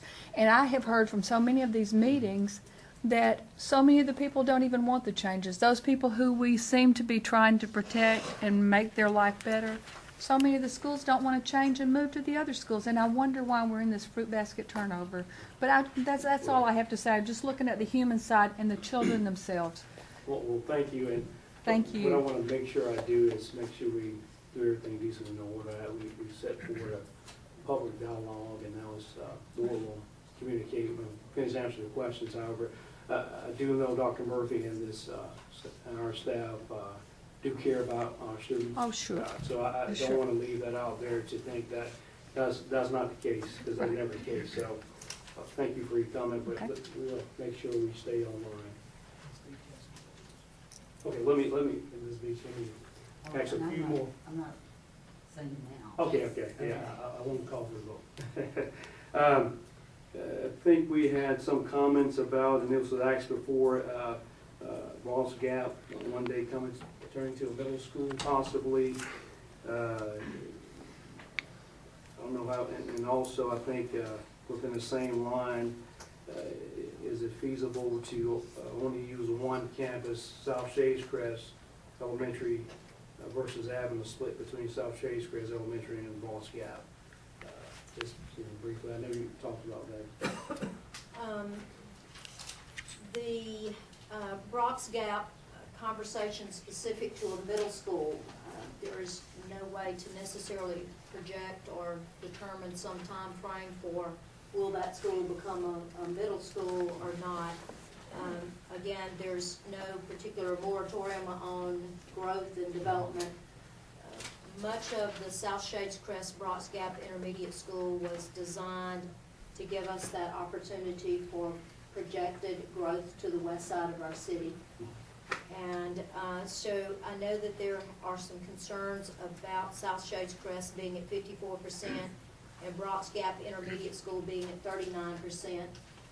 I will share with the board that there are conversations I wish to have with you in subsequent upcoming board meetings about possible utilization of Brock's Gap Intermediate School for some more innovative and creative approaches for education, but in addition to that, perhaps some use of that building for some other uses of space there. So I don't anticipate that to be a building that's at 39% capacity long-term, but as we continue to try to be creative and innovative and thinking of good strategies for our school district, I don't anticipate that to remain an issue for us long-term.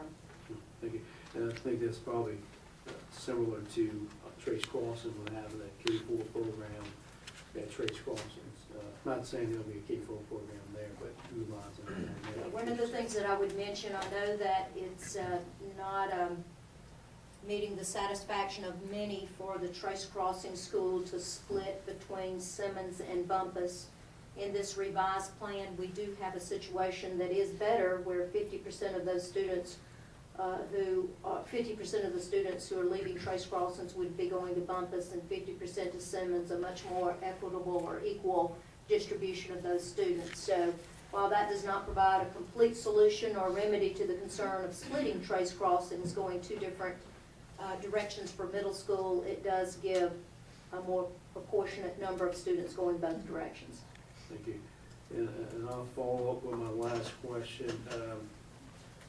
Some conversation had about Green Valley and activities and opportunities. I know Deborah Smith at one meeting discussed somewhat of that, but some parents had some questions about opportunities available at Deer Valley and forest field trips and opportunities there. Is that, not Deer Valley, but Green Valley, I apologize. Dr. Smith has actually prepared a document that she can share with you this evening as it relates to some of our focus on serving those students who may have a high percentage of free and reduced lunch students.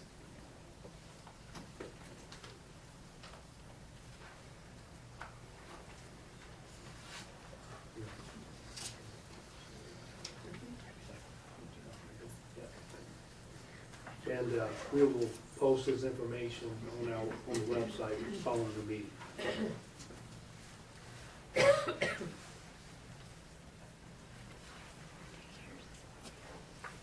Good evening to everyone.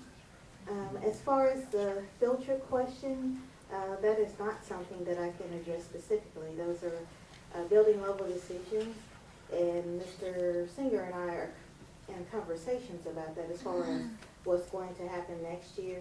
What I can speak to is, according to this proposed plan, what will be some of the things that we will do to support our students. First and foremost, we've had 5 Title I targeted assistance schools since I've been the director of federal programs. And this, I believe, is my 3rd, 4th year. They sometimes run together.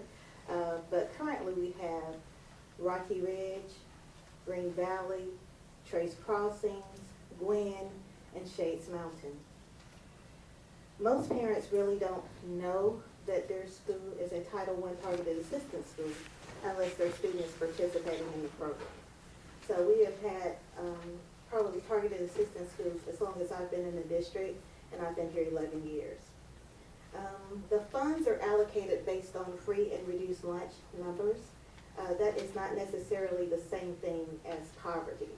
So if you're saying that we're having 50% poverty, we have to remember that a participation in free and reduced lunch does not necessarily equal poverty. It means that students are in need of assistance, and that is one of those levels that the federal government uses to allocate funds. So Title I is a funding source. And so once we get those funds, we can serve any of the students in the school. We use a multiple criteria to actually identify the students that we serve.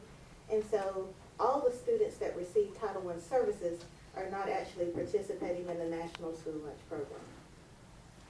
The things that we're going to do and we're going to continue to do, and I think that we do well, is that we provide additional instructional staff. Title I interventionists are hired, and they are highly qualified teachers and paraprofessionals, and they provide supplemental reading and math instruction in a small group setting. We also provide professional development for them so that they can stay on top of those leading trends in education. Research-based materials are purchased because we have to provide materials that are above and beyond what's being currently offered in the classroom. If our students could be successful with those materials already being presented, then they would not be in the Title I program. We also purchase classroom supplies, and there's a requirement for us to do a parental involvement set aside, and so we provide guidance for our parents. There's often parental kinds of seminars that we do. We buy resources, and so that has really grown in our district. Also, we are required to do a homeless set-aside. So any student that is identified as homeless by our McKinney-Vento coordinator, we provide support for them so that there is not a negative impact on them as far as fees and things are concerned. I've been investigating some additional resources and some things that we can put into place since this is a huge shift for some of our students in schools. And so some of the things that we could provide that we have not been doing in the past are health services, social services, psychological services, instructional improvement and curriculum development, student transportation, and extended day independent care. What we do is we conduct a needs assessment at each school, and based on what those schools, we've determined from that needs assessment, and by we I mean there's a Federal Programs Advisory Committee, and so based on that needs assessment, we determine what each school needs to support those students. So it's not really a cookie cutter kind of thing. What one school has, another may not. And then finally, we're going to have a target to the assisted summer school program this year. So we'll be offering summer support to our students 2 days a week during the month of June, an hour of reading instruction, an hour of math instruction, and they will be provided a healthy snack and maybe a sack lunch to take home. As Dr. Smith indicated, our Title I funds are determined by our free and reduced lunch count, and it comes as some news, I think, and new information for some of our community that we've had at least 3 of our schools who have been at 50% free and reduced lunch previously. Rocky Ridge Elementary School, Green Valley, and Gwen, I believe, all have at one time or another exceeded 50% free and reduced lunch. So this isn't a new wrinkle for us as a school district. Maybe this study has made it more transparent about the free and reduced lunch count in our schools, but we have already accommodated and facilitated and supported those children, and Dr. Smith's commitment and our commitment is to fully support those students going forward. Okay. I'm complete. They want to hog the mic and Ms. Beach. Hold on. Yes, and make sure, turn on the light. Is it on? Yes.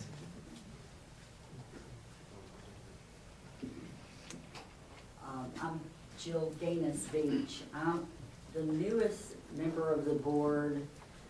Call myself the rookie.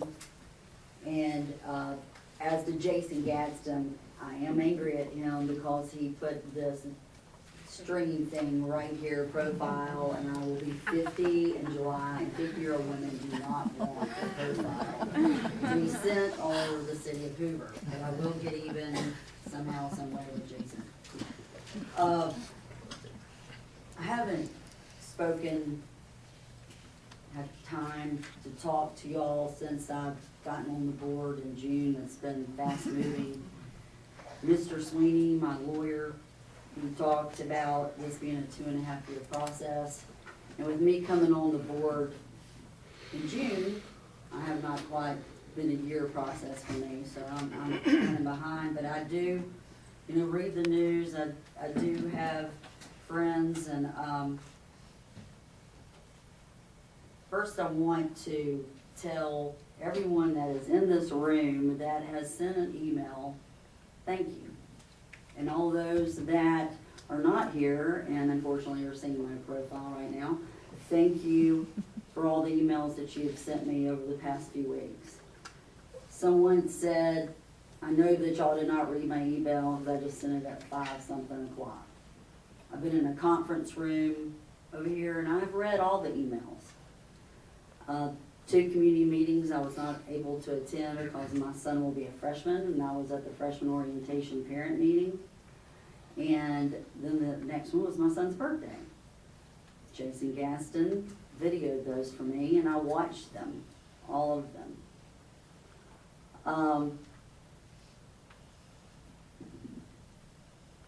After the mitigation proposal came out Thursday,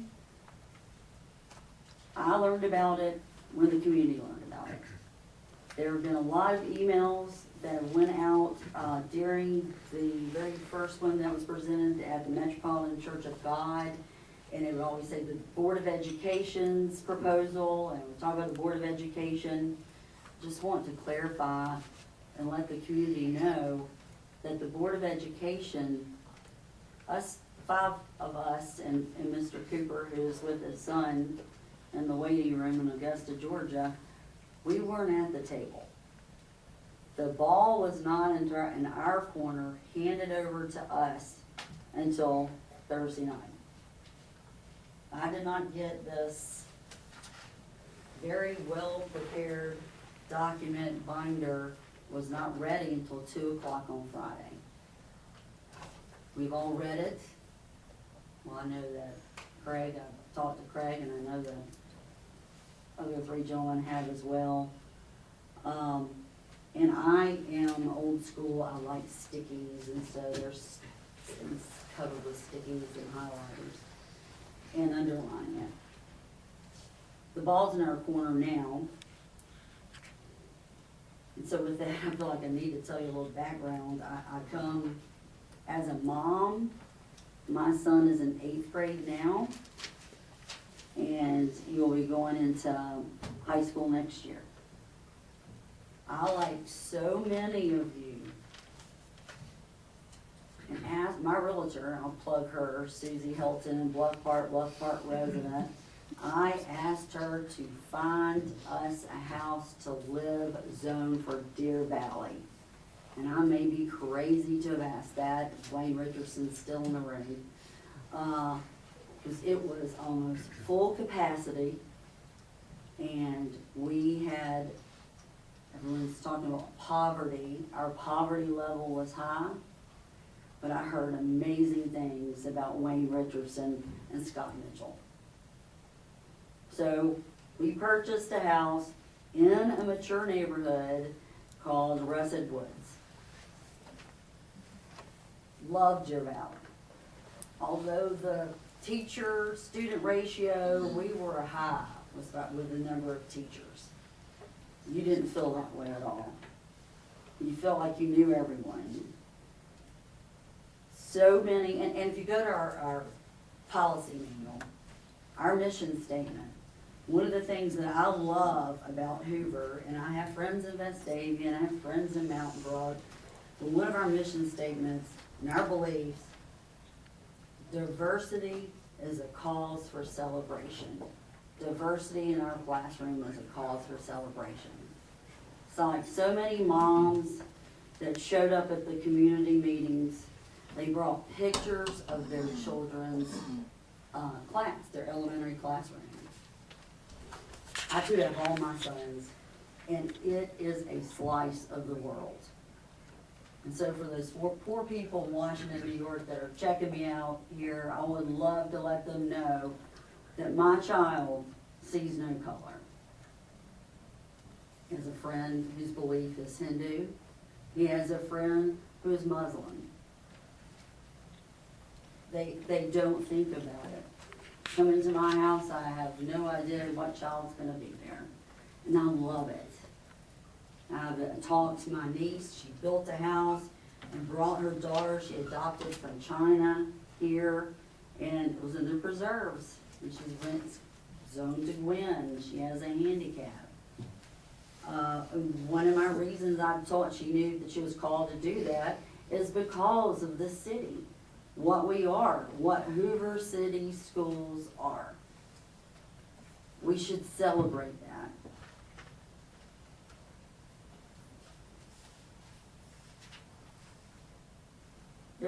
Ms. Crane said that, Trish Crane said that rezoning in 2004, and said this 12 years ago, hope we do better.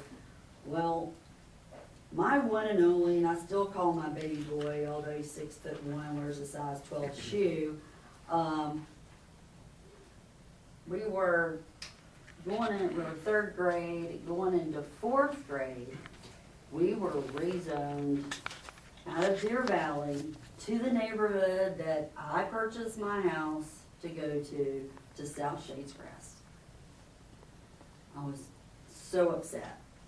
I was so upset. Then top that out, okay, then his camping trip that they always take. Then 5th grade, very shortly thereafter, they're creating Brock's Gap Intermediate School. And so my baby boy was going to be taken out of the bubble of elementary school where you get to play and pretend, and he is not one of the 3 A's, the athlete, the academics, or the arts. He's attempting to be the athletics right now, and I'm supporting that. And he's definitely not the Finley Award. So I was really terrified, because if you look at Brock's Gap, it's bumpus. It's a big school. No playground. I was so upset. My husband was on the school board. I wrote him a 2-page single-spaced letter. It was very cold in our house for a very long time. Andy Craig made the mistake of calling my husband, and I picked up the phone. And after he let me talk like I'm doing right now, he said, well, what if I tell you Scott Mitchell is going to be the principal? I paused, and I said, okay, let me fund a bill. Because I knew what Scott Mitchell did at Deer Valley. I had no worries then about Brock's Gap. The bus situation was a nightmare for us. He was second load pickup. So they were late. They got there, had to go straight to this huge class, and he didn't get home till after 4, and we both worked. So we had to negotiate with our neighbors, paid a teenager so that he could get home at a decent time. It was work on the parents, and I know the grandmother on the second row, I get it. It's not about us. It's so not about us. It's our children. Of course, I love my son more than anything, but when I took found the school board, we get a sheet of paper that has an oath on it. And we say that we're going to look at the best interests of the children of the Hoover City schools. I'm going to cotton off there, folks.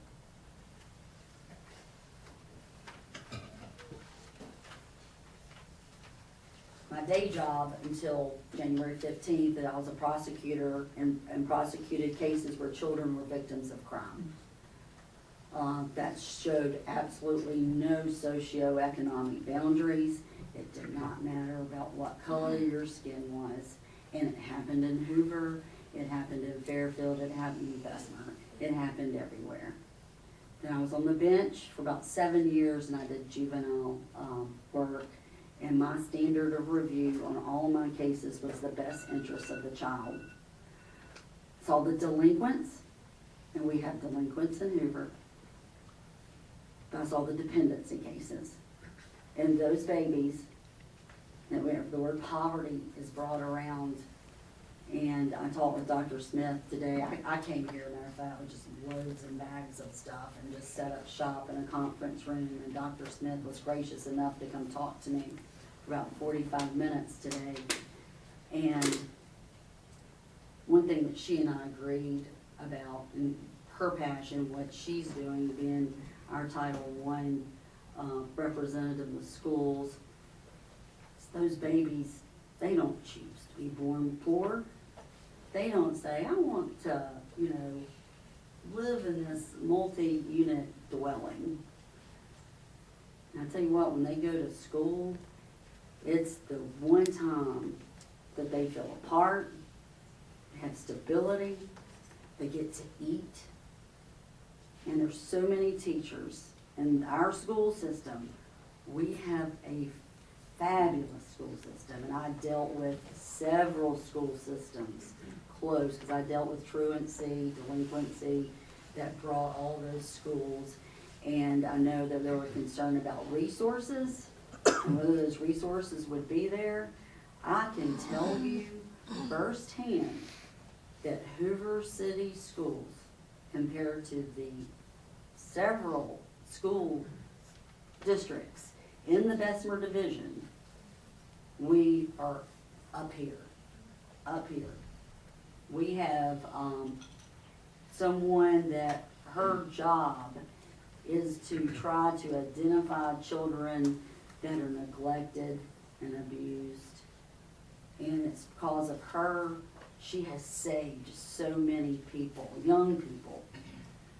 Dr. Barbara Mayer, who I think is adorable as a person, but inside, she just knocks them down. We have one of the best women in the state as far as, or I shouldn't say women, she's the best person in the state as far as special ed.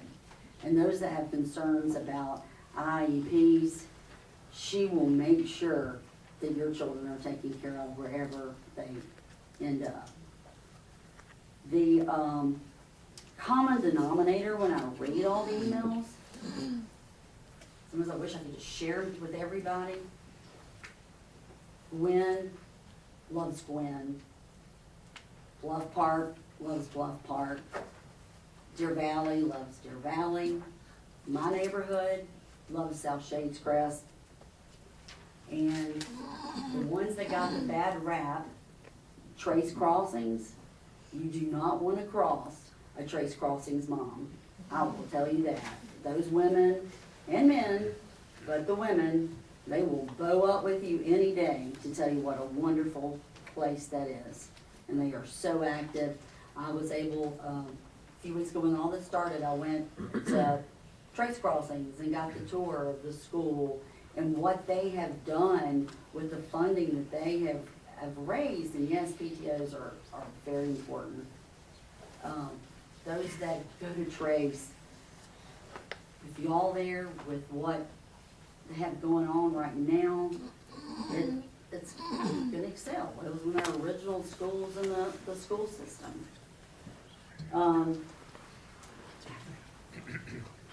Going back, I just wanted to let y'all know I have empathy. I empathize. We do need a playground at Rocks Gap. I wanted a playground when my son was in 5th grade because he still liked to pretend. I won't say that it was very tough on me in that 5th grade year. Jack, he just made more friends. And then I've actually made more mom friends because I had South Shades Crest moms, Trace moms, and we call ourselves the Deer Valley moms, and we were united early, and now they're at Bumpus. And of course, from that, I have gotten so many phone calls and texts and emails, and I'm glad, I welcome it, I want it, I wanted it, I want to hear. I'm not sure I've touched on these, of course. Also, I was a trial lawyer, so I write tons of notes here. I do have questions. Is this the perfect, ideal plan? I wish everyone got their way. There were some, I had problems with the first proposal, and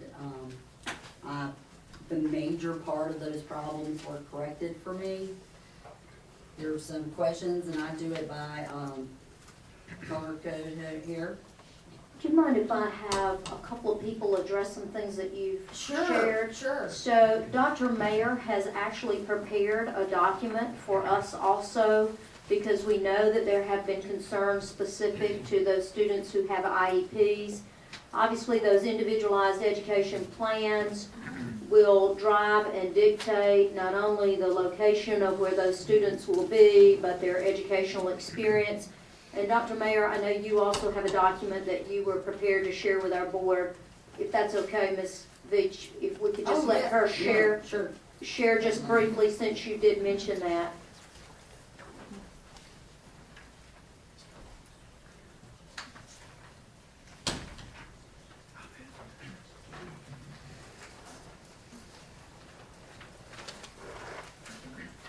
And thank you, Ms. Beach, for the compliment. I appreciate that.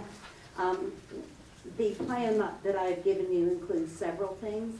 It includes a plan, and it's very brief, but includes a plan for students with disabilities, as well as enrichment, as well as English as a second language, since those are all programs with which I work. So for students with disabilities, each year I meet with, I get a copy of all of the students that are zoned, that are special education, and I meet with the principals and talk with the principals about, you know, what they need as far as staffing, what their other needs are. So I will continue to do that. I do that individually. It takes a little time to get to 17 schools, but it's worth the time to make sure that we address all of the needs of the students. And usually the students, other than the students that are self-contained, their needs can be met at any school. I heard a parent at one of the meetings said that she had a dream team for her student at the elementary school she was at, and my response to that was we have dream teams in all of our schools. And I do feel very good about our teachers that work with our students with disabilities. So we certainly will be addressing the needs of the students, looking at them individually, working with the principals, making sure that if we have, if some of those students, as they do sometimes, have special needs as far as equipment, and we have that equipment in another school, we'll look at what resources we need to move or what resources we need to secure. We also have some programs for students with cognitive disabilities, and those are at specific schools. So we will look at those programs as well, because we don't like to get those overloaded. So we will look carefully at the number of students that are in those schools and what we need to do for them. I certainly have already started to talk to parents who are addressing concerns about their kids. And a lot of times we have parents who move from one school to another, and they say, we just really want to stay at Bluff Park, or we really want to stay at Gwynn because the teacher there has done such a good job with our student. But we've encouraged them to go ahead to the school where their child will be zoned for the new one. When they move, sometimes they'll move during the summer, and we talk about that. And I've never had anybody come back to me and say that wasn't a good idea. So they have made that transition very well. So that's just a few things. We will be, you know, I'm certainly happy to meet with parents. I spend a lot of my time in conferences and IEP meetings with parents, and I'll certainly be happy to do that if parents have concerns or questions that are specific to their students. because one of the most important things about students with disabilities is that they have a plan, and it's called an IEP, and the I means individualized, so that's what we need to really focus on. And I've also included some things about English learners and enrichment, but we'll certainly look at where our kids are zoned who are English learners. They have been known as English as a second language, English language learners, limited English proficient. They have lots of different categories, but it's basically the students that English is not their first language and they need some additional support. So we will look at that as well. And we do have limited funds that address those, but our district has certainly looked at that and takes care of most of the needs of those students. And then enrichment, you know, one of the things that we'll need to look at with this new plan is that enrichment services, as far as pull-out services, are usually offered in 3rd through 5th grade, but we have to look at all 2nd graders and do something called Child Find, which is gifted Child Find through the state. So we'll just have to look at where we need to put our resources as far as our teachers, so that we can make sure that we're doing that 2nd grade identification as well as a good job with the pull-out services for students. So that's a brief summary, but you have some information there, and I'll be happy to address questions with you individually if you like. Thank you. Thanks, Dr. Mayor. That's on the open statement. And so Dr. Murphy, now I have some questions, and I know that you have a team. There's a team that was at the table.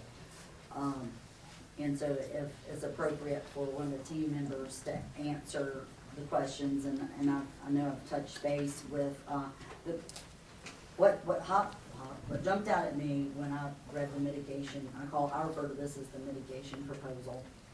And one of the questions that was asked by one of the parents, when you look at the utilization of 2 schools, South Shades Crest and Brock's Gap, it is, let me see if I can get to my highlighted. One's 39%, and I know one goes down 54%.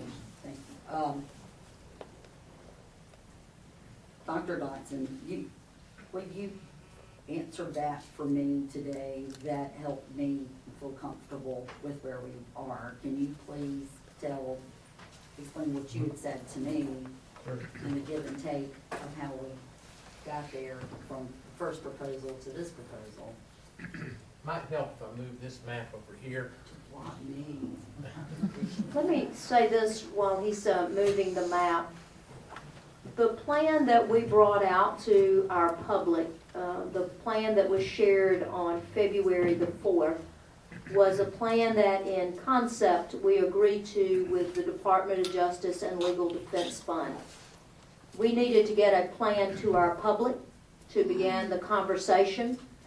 And so for the critique that we didn't know our map, we didn't know where communities were, we didn't know its proximity to some of our schools, that just isn't factual.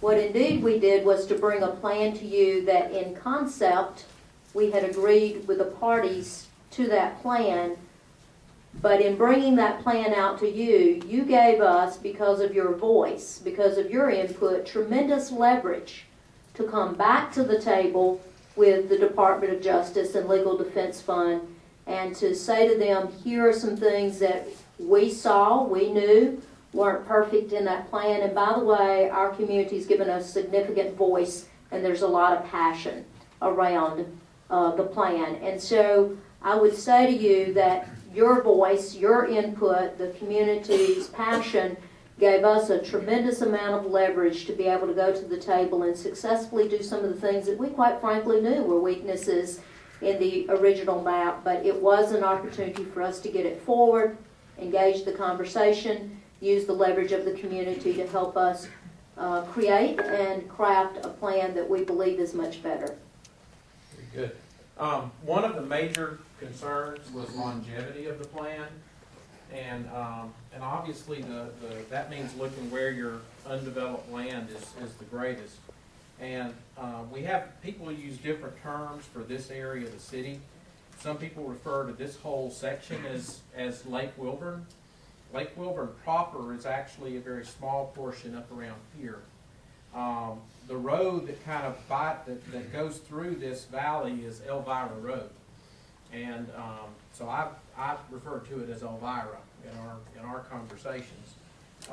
We actually have a few students down here at the very, very tail of this thing now, but most of this, or all of this, that is Hoover, is undeveloped right now. There's just trees being knocked down, land being cleared, utilities being provided. This was a project that was on board many years ago that got slowed down because of the recession.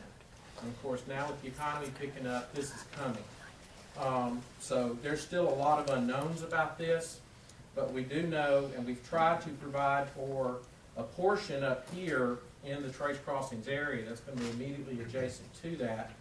But for the majority of the land back here, having capacity for what's going to happen here in the Brock's Gap, South Shades Crest area. Now with the mitigation plan, there were some trade-offs with that. In terms of moving the Brock's Gap, when 4 of the 5 neighborhoods in the Brock's Gap Parkway area were returned back to Trace Crossings, and I think that move made sense, that did lower the numbers in the South Shades Crest Brock Gap area even more. So that was what made that situation appear even worse. But that is where we believe the capacity is. And depending on how fast that's going to happen, that's going to depend on conversations that are still ongoing with the city and developers. And they are keeping Dr. Murphy informed as those developments proceed. So that's what went into that decision in terms of why that would be used that particular way. And when we're talking about 39% of the Brock's Gap building, it's important to remember that was originally built as a middle school. 39% of a very, very large building. And so I don't think we would, even with this full build out, what would be that full capacity there at that point anyway. So, but currently as I see it, if we were to put all the students into South Shades Crest, that was one question that was pointed up, that would not leave any room for what's going to happen here. There's not sufficient room at South Shades Crest for all of those students and then any more growth.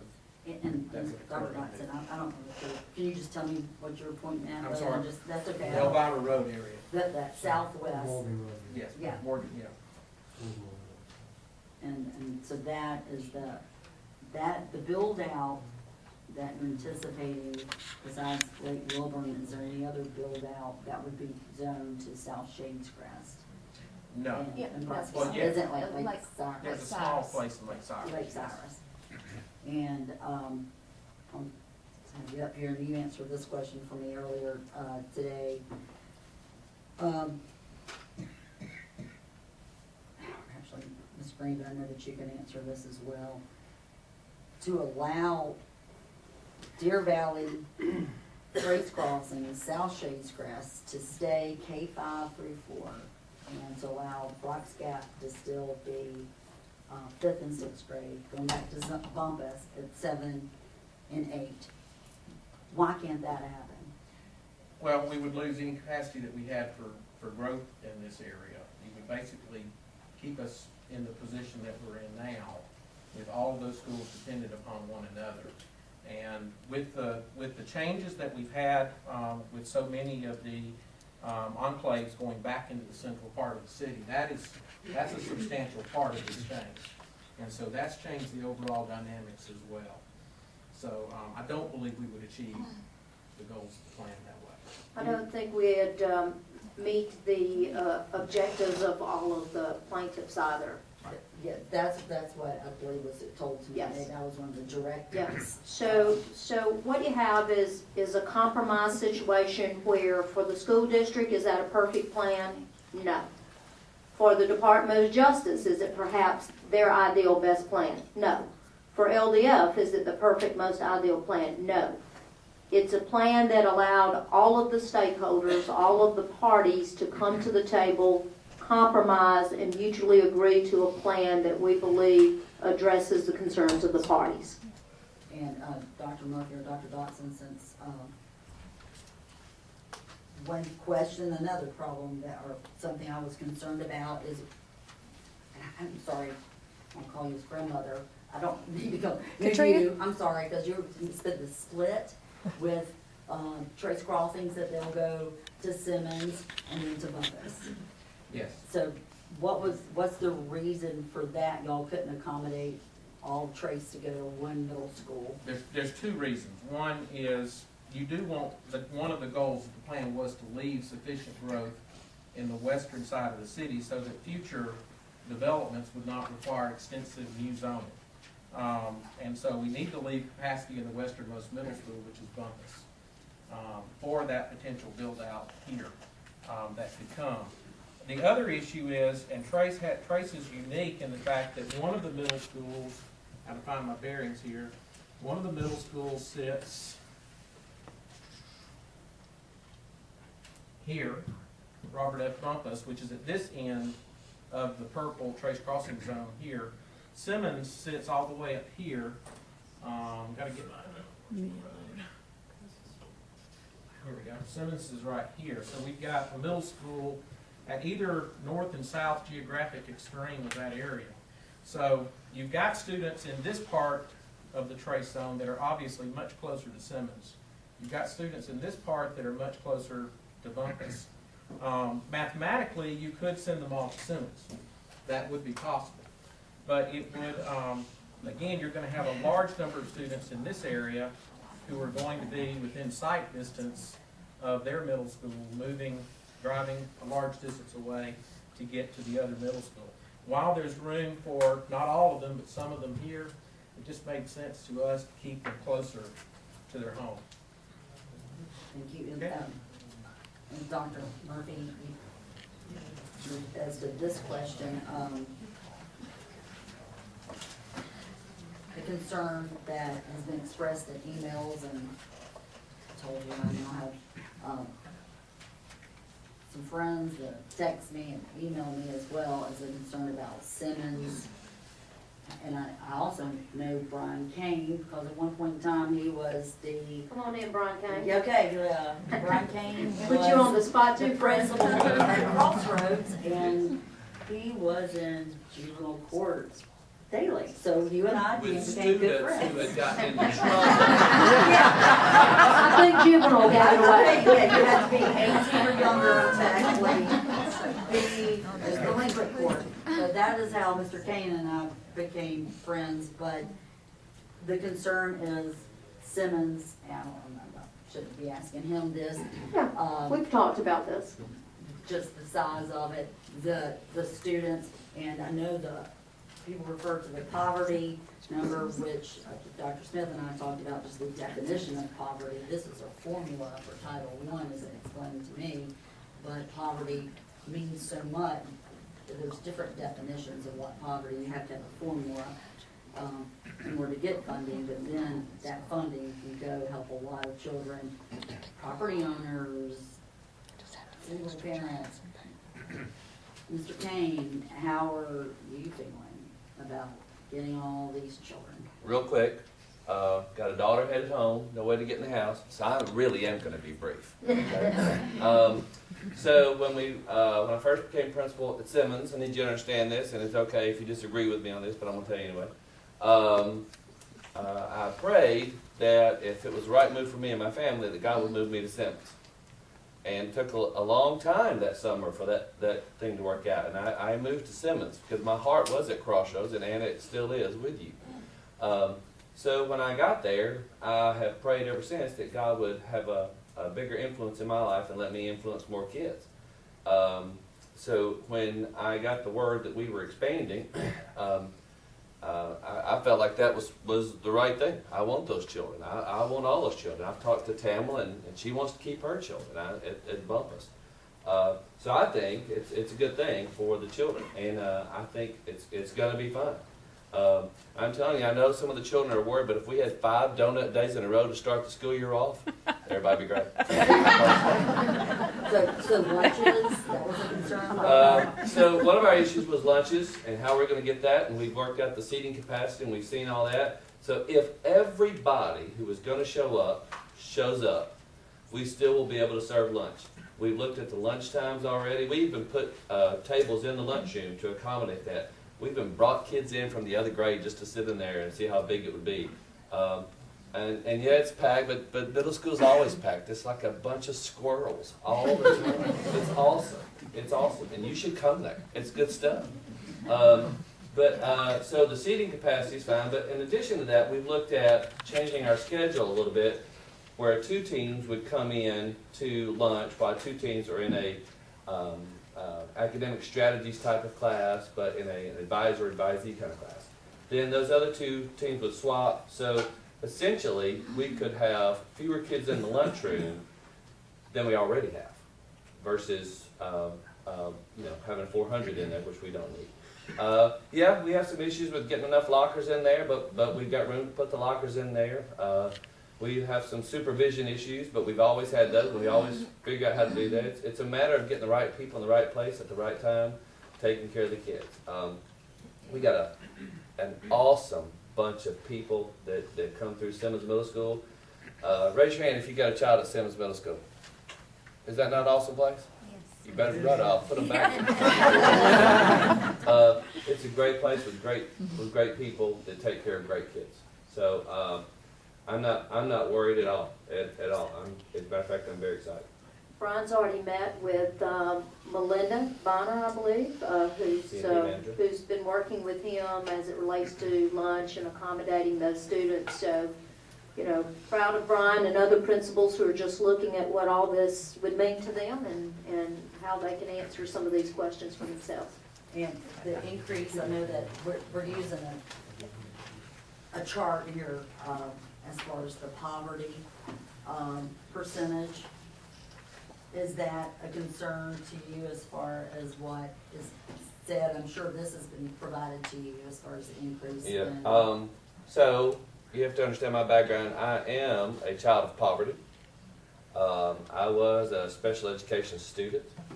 I have 3 degrees, 2 of which are masters. And I had to work long and hard, and I had great teachers who straightened me out. I went to the principal's office a lot. That's why I became a principal. I was so used to what the office furniture looked like.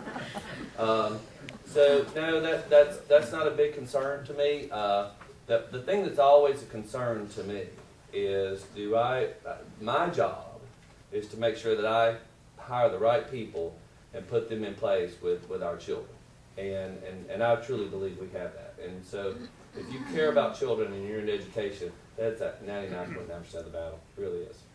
Brian, would you also mention that your school, the school, has previously held well over 1,000 students on other occasions? I think there may have been portables involved until an addition was made to that building, but I do know that building has already accommodated a number of students. It's weird because years ago when Ms. Barber was principal and we were the only middle school back then, there were 1,400. Yeah, we had up to 1,300 students in the school, but at one point we dismissed more than 1,600 kids from that school. Some kids were over at Gwynn, that's right before Berry opened, but on that campus we had about 1,300 students. And if we serve chicken nuggets, then 500 other kids show up a day. It's a strange thing. It's middle school. I guess I just wanted to share that school has held that capacity previously. Thank you. Thank you. Sure. Thanks, Brian. You better go help your daughter get in. Well, I have to live with my wife and my children. That's right. Thank you. Good husband.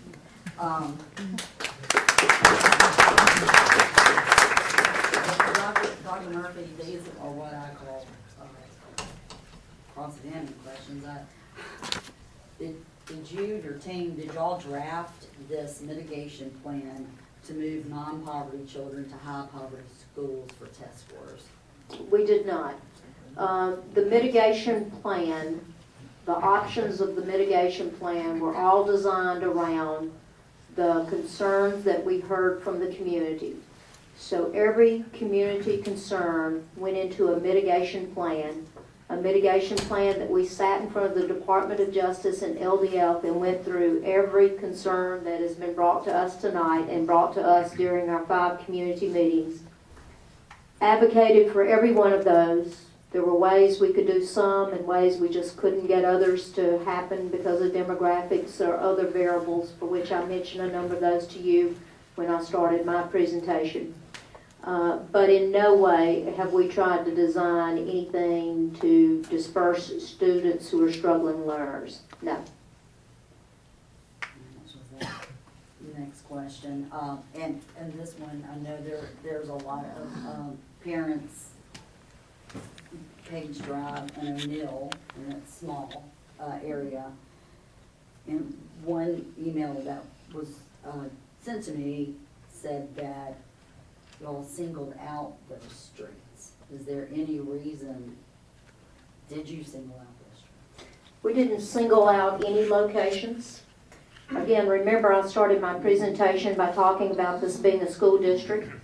And so while we were advocating for all of our community and all the community concerns, my role as your superintendent is to look at the big picture, to look at the whole.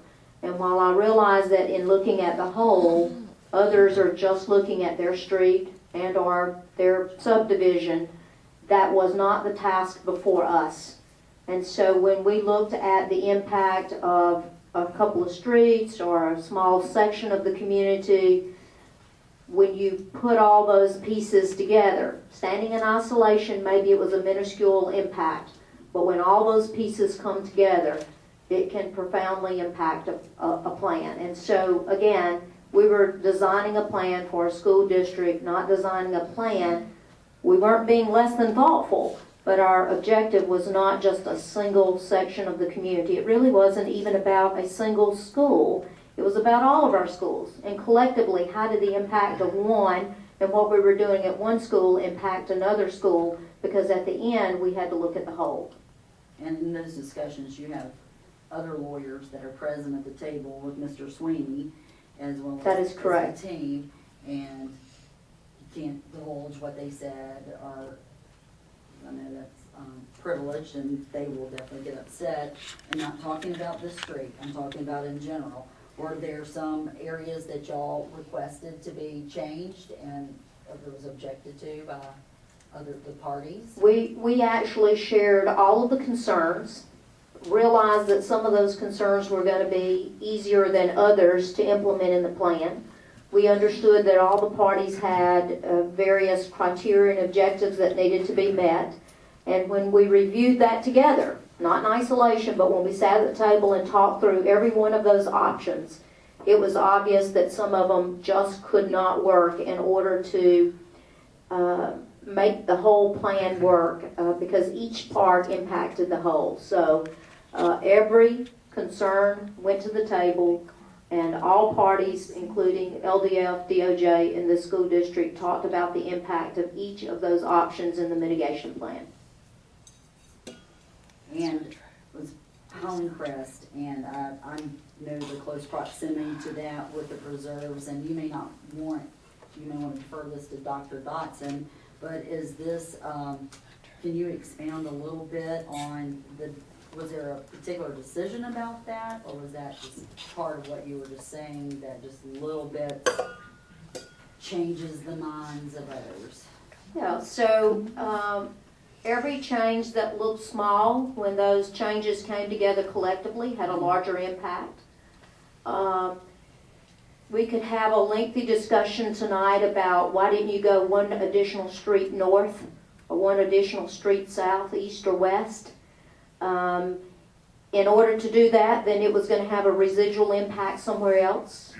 The commitment that we had made once we presented the February 4th rezoning plan to the public was that we were not going to change the people who were satisfied with that plan and make them unhappy while we were trying to remedy and find solutions for other parts of our community. And so when we looked at all of those concerns, which each of them were crafted into an option in our mitigation plan, we simply could do some of them and some of them we couldn't. And again, understand that there were three parties sitting at the table.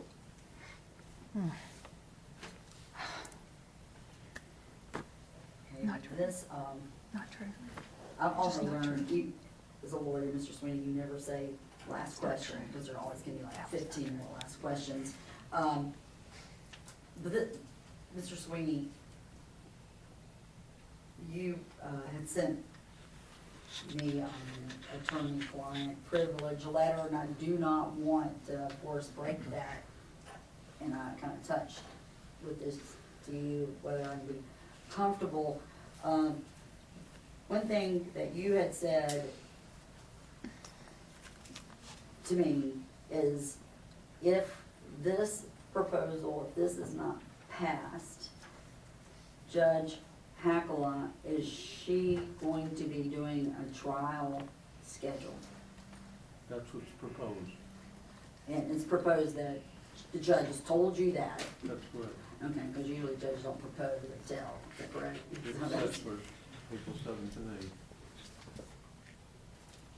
The option that we have on the table is to go forward with a joint motion with the other parties, a joint motion to the judge that says that we have worked together, collaborated together, created not a perfect plan, but a plan that meets the obligations and the criteria of all the parties, for which we wish the judge to review and study and hopefully approve.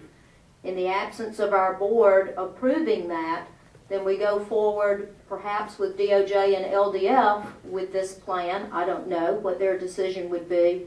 And/or appearing in court and saying to the judge, we don't have a plan, or we couldn't agree to a plan. And then basically, as I would understand that, Mr. Sweeney, that would be in the hands of the judge at that point to perhaps craft her own plan and/or defer to this plan if this is the plan the DOJ and LDF jointly went to court with. And she'll have the scheduling order at that point in time, and that's what we'll have to comply with. And I'm not talking about cost or anything that would create, we're going down And the other important thing about that is that, as Dr. Murphy has said, this plan was a result of enormous compromises. And if we back off of this plan, then there's the worry that they may back off of compromises because they didn't get everything they wanted, and it becomes a very contentious situation where everybody then is in a free fall, looking at their best objectives, and that creates an awful lot of concern. I know that someone asked you about the notice of appearance of an attorney, and that does not signify anything except that someone has filed a notice of appearance. They have a trial additional lawyer. team of lawyers that are assigned to the South, the Department of Justice. Kelly Gardner is one, Connie Singleton, and they have other lawyers as well. And I don't know the reason of, at this point, but I'm not concerned at all.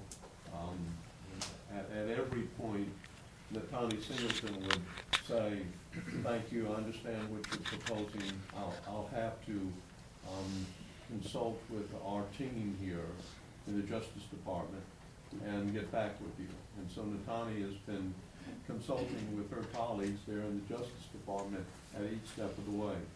And this newer lawyer, the new lawyer, she's more of a trial litigator. Would you describe her in that position? That's my experience with her.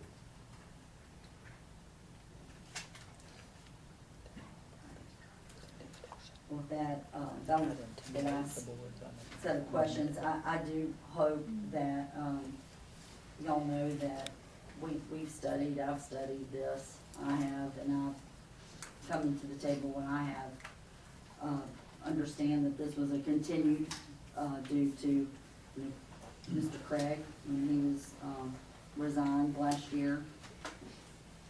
And I so hope that y'all do not move out of the city of Hoover, because we need each and every one of y'all that stood up here, because that tells us, it tells me as a citizen and as a mom, that y'all are invested in Hoover. And we've got to continue that. In public schools, how fortunate we are. I worked in Tuscaloosa for a year. As I told you where I was, and most of my practice. I've seen school systems, and we're a gem. And the elementary schools here are fantastic. And just listening, everyone loves their elementary schools and the teachers. That's it. That's what I'm saying. Thank you. I'll defer. I know these gentlemen want me to shut up, so. No, absolutely not. Thank you, Ms. V, for your experience and more than thoughtful comments and questions. Mr. Craig? Mr. Murphy, Ms. Beach has expressed a lot of concerns that I had in common, obviously, and I don't have any questions at this point. Thank you, sir. Mr. Preston? Thank you, Mr. Murphy. Ms. Beach, I didn't know there were so many colors of sticky notes. I have 2 more of them already. We didn't have any more colors. I'm going to touch on this one more time, just for clarification for my sake, please. If the vote is no tonight, and I don't know if this goes to Mr. Sweeney or Dr. Murphy, if the vote of this board is no tonight, what does that mean? We will report the status to Judge Tackala in the next 2 days and have a dialogue with the 3 parties about what Judge Tackala will order us to do next. So we really don't know what will happen if there's a no vote tonight. That's correct. Until the judge tells us what makes sense to her, we won't know. I think what we do know is from a previous status report that was filed and a response back from the judge is that at that point she will consider the school district having moved forward on its own, not in a joint collaborative relationship with the other parties. So she will then consider the school district working independently of the other parties. Is that correct from a former conversation with the judge? That's accurate.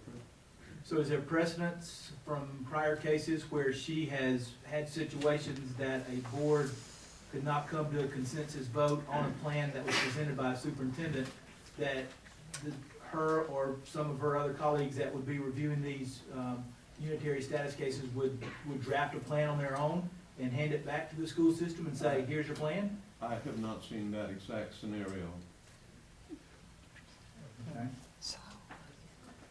Secondly, what, along those same lines, we've heard several questions about why not wait to 17, 18 to implement this? What is this something that's been handed down by Judge Hackla, saying that we need to have this implemented in place by 16, 17 school year? What Judge Hackla said was, based on the United States Supreme Court mandate, she wanted us to go forward with all reasonable acceleration.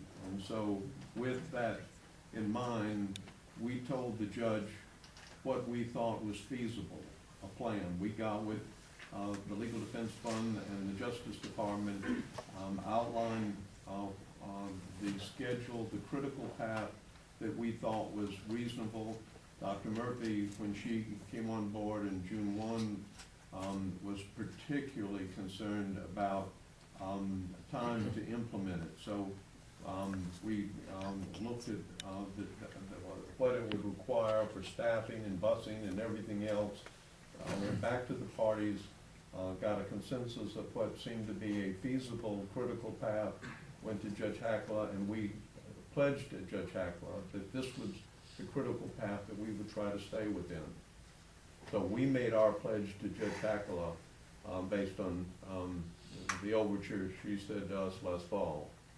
It's also my understanding that in this process, that if indeed there is, in the opinion of the other parties, a better student assignment plan, implementing that student assignment plan in short order is more important than pushing that out an additional year. In other words, if there's something that needs a remedy and needs a fix, it needs it immediately. It doesn't need another year to exist. Okay, I'm sorry, Ms. Veek said never to say last question. Once the plan, whether it is approved or denied tonight, for this question, assuming that it will be approved, is there any chance to have any additional tweaks to the plan, such as with grandfathering? We've heard that's a big concern tonight. Will there be any opportunity to change any of the grandfathering verbiage if it is approved tonight? Well, sorry. My reaction would be that the judge has the equity power to make such adjustments, but our commitment, the administration commitment to the other parties is that this is the plan that we're comfortable with.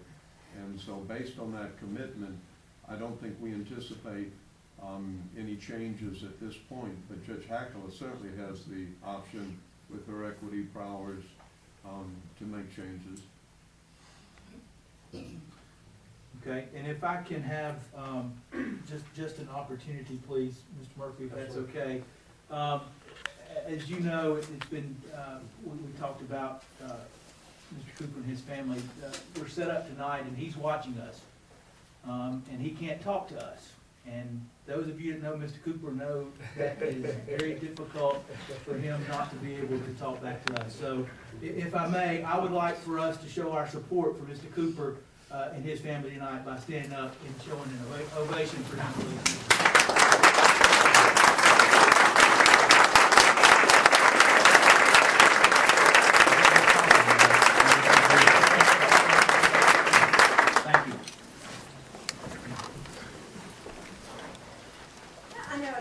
That one time, but can I just point something out on the map real quick? Last comment. My question is, okay, all of this is Gwen. Right here's Highland Crust.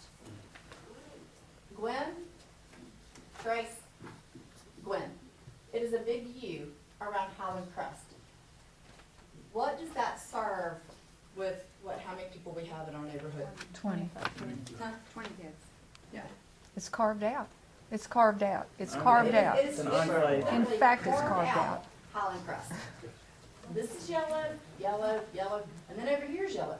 They were together in the previous presentation. They were together. We butt up. Well, actually, the preserve built to us, so they butted up to our backyard. But yet we're carved out, and we're supposed to go Singled out. cross 150 and fight all the traffic when we're right here at the moment. That's all I want to point out. Thank you.